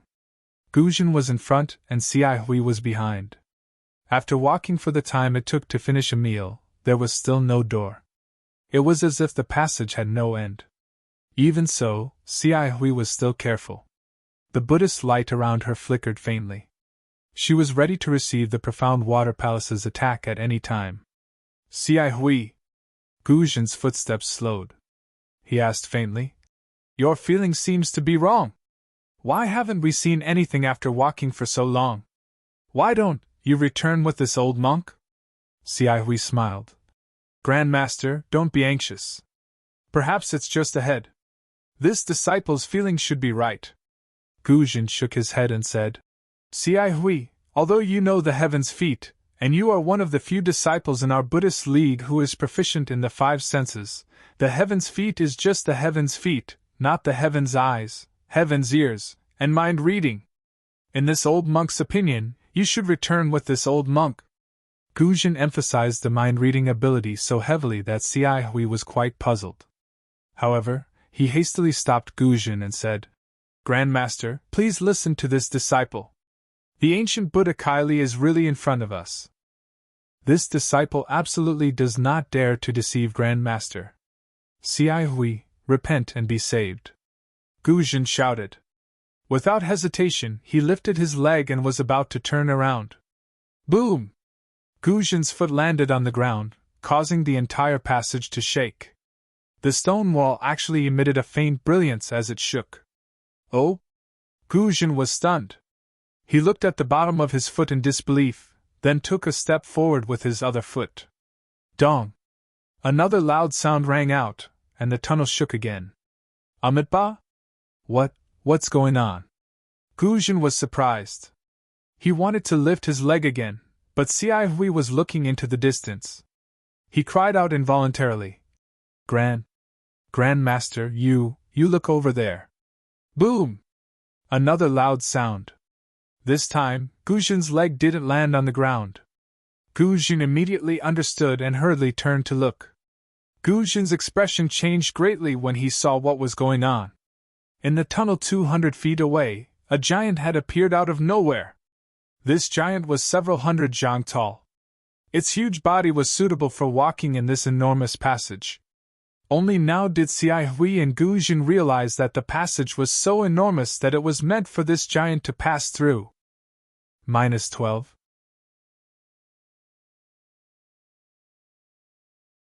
Chapter 3440. When Xiai Hui saw the giant, she called out without hesitation. Grandmaster, run! However, after controlling the cloud to fly for a while, he didn't see Guzhen following him. When he looked back, not only did Guzhen not follow him, he even controlled the cloud to meet the giant. Grandmaster! Xiai Hui shouted. We're all seriously injured now. How can we fight? It's better to hide first. However, Guzhen didn't care about Xiai Hui at all.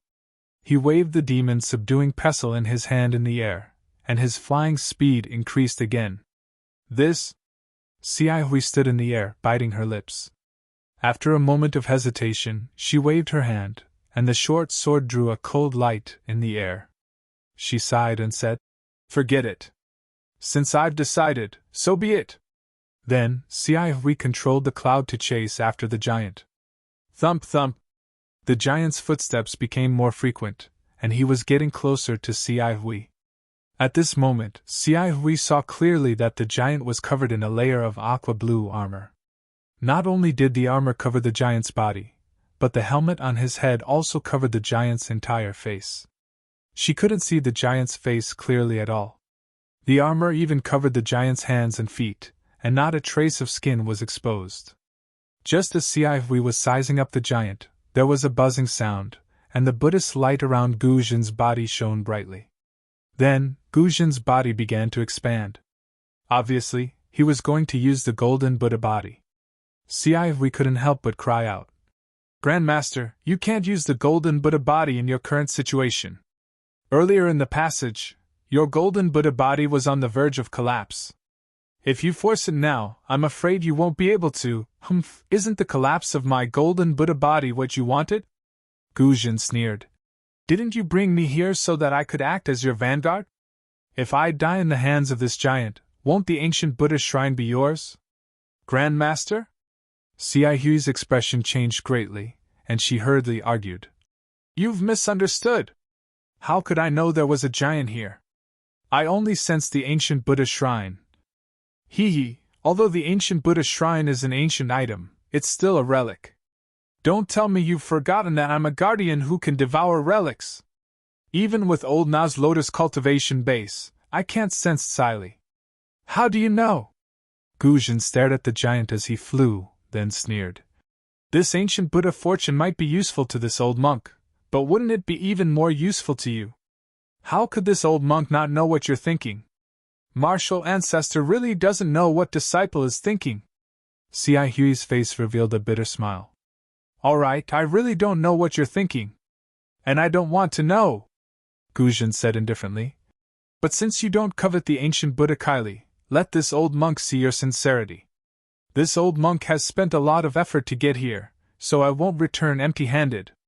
Hui's mouth was extremely bitter. She nodded and said, "Yes, disciple will let Grandmaster understand. Disciple will absolutely not fight with Grandmaster over this." Speaking of this, Hui seemed to have suddenly realized something. She looked at Guzhin in disbelief and shouted, "Racked my brains? Grandmaster, could it be that the little monk's story?" Seeing Hui's enlightened expression, Guzhin narrowed his eyes and said coldly, "That's right. I can't believe you can think of something like this. If it weren't for this story, would Benefactor Xian and Monk Tipu have willingly come to the Mystic Water Palace? This is an ancient array. Who would have the guts to come here if they weren't at the 6th or 7th level of origin energy? It's already good that we were lucky enough to get here. Xian and Tipu. I'm afraid they've already died in the passage. Forget it. Hui sighed. Poor junior brother Tipu. When he warned this old monk thought he was being too petty. But now it seems, the human heart is not what it used to be.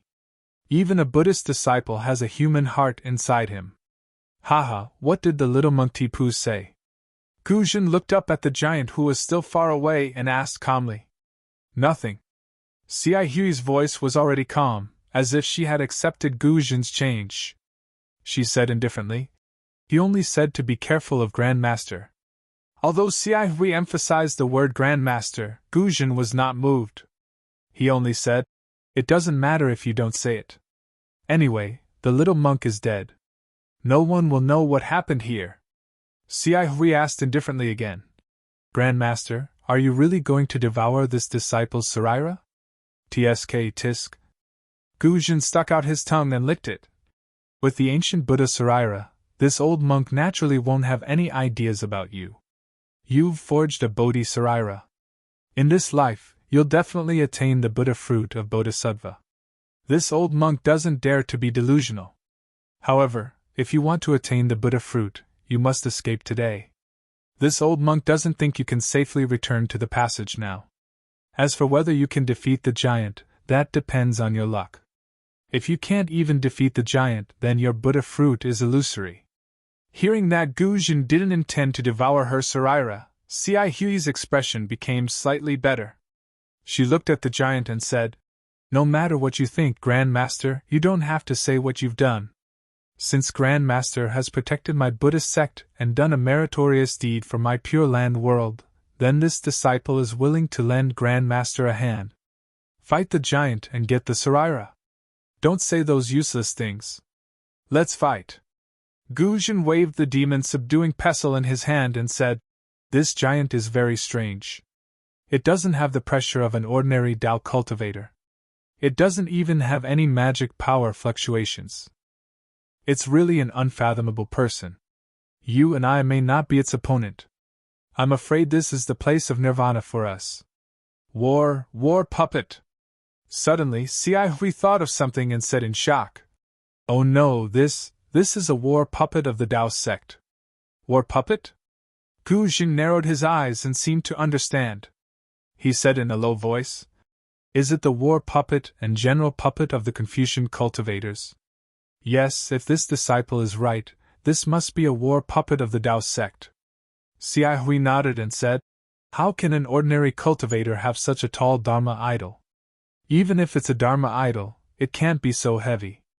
Unless it's a war puppet tempered by an ancient secret technique, its body is made of materials that have been tempered thousands of times. No magic weapon or Buddhist treasure can break it." Hee, that's good. Gu Jin showed a rare smile on his face. "Since it's not a real Tao cultivator, and is just a dead object, I still have a way to deal with it. Although we Buddhist sect disciples abstain from eating meat and fish, the magic weapon in my hand is not to be trifled with. Grand Master, don't underestimate it. The Tao sect's magic power is boundless." Cai Hui hurriedly shouted when he saw that the giant war puppet had run to 100 feet away from them and the thick spear in its right hand was already waving. The wind was calling, and the flashing cold light was about to reach them. Sadly, before he could finish his words, Gu Jin's golden Buddha statue, which was over 100 feet long, had already flown up into the air. Gu Jin's thick arm reached out, and under the effect of his willpower, the alms bowl that he had been holding in his hand flew up into the air. At the same time, Gu Jin interrupted him.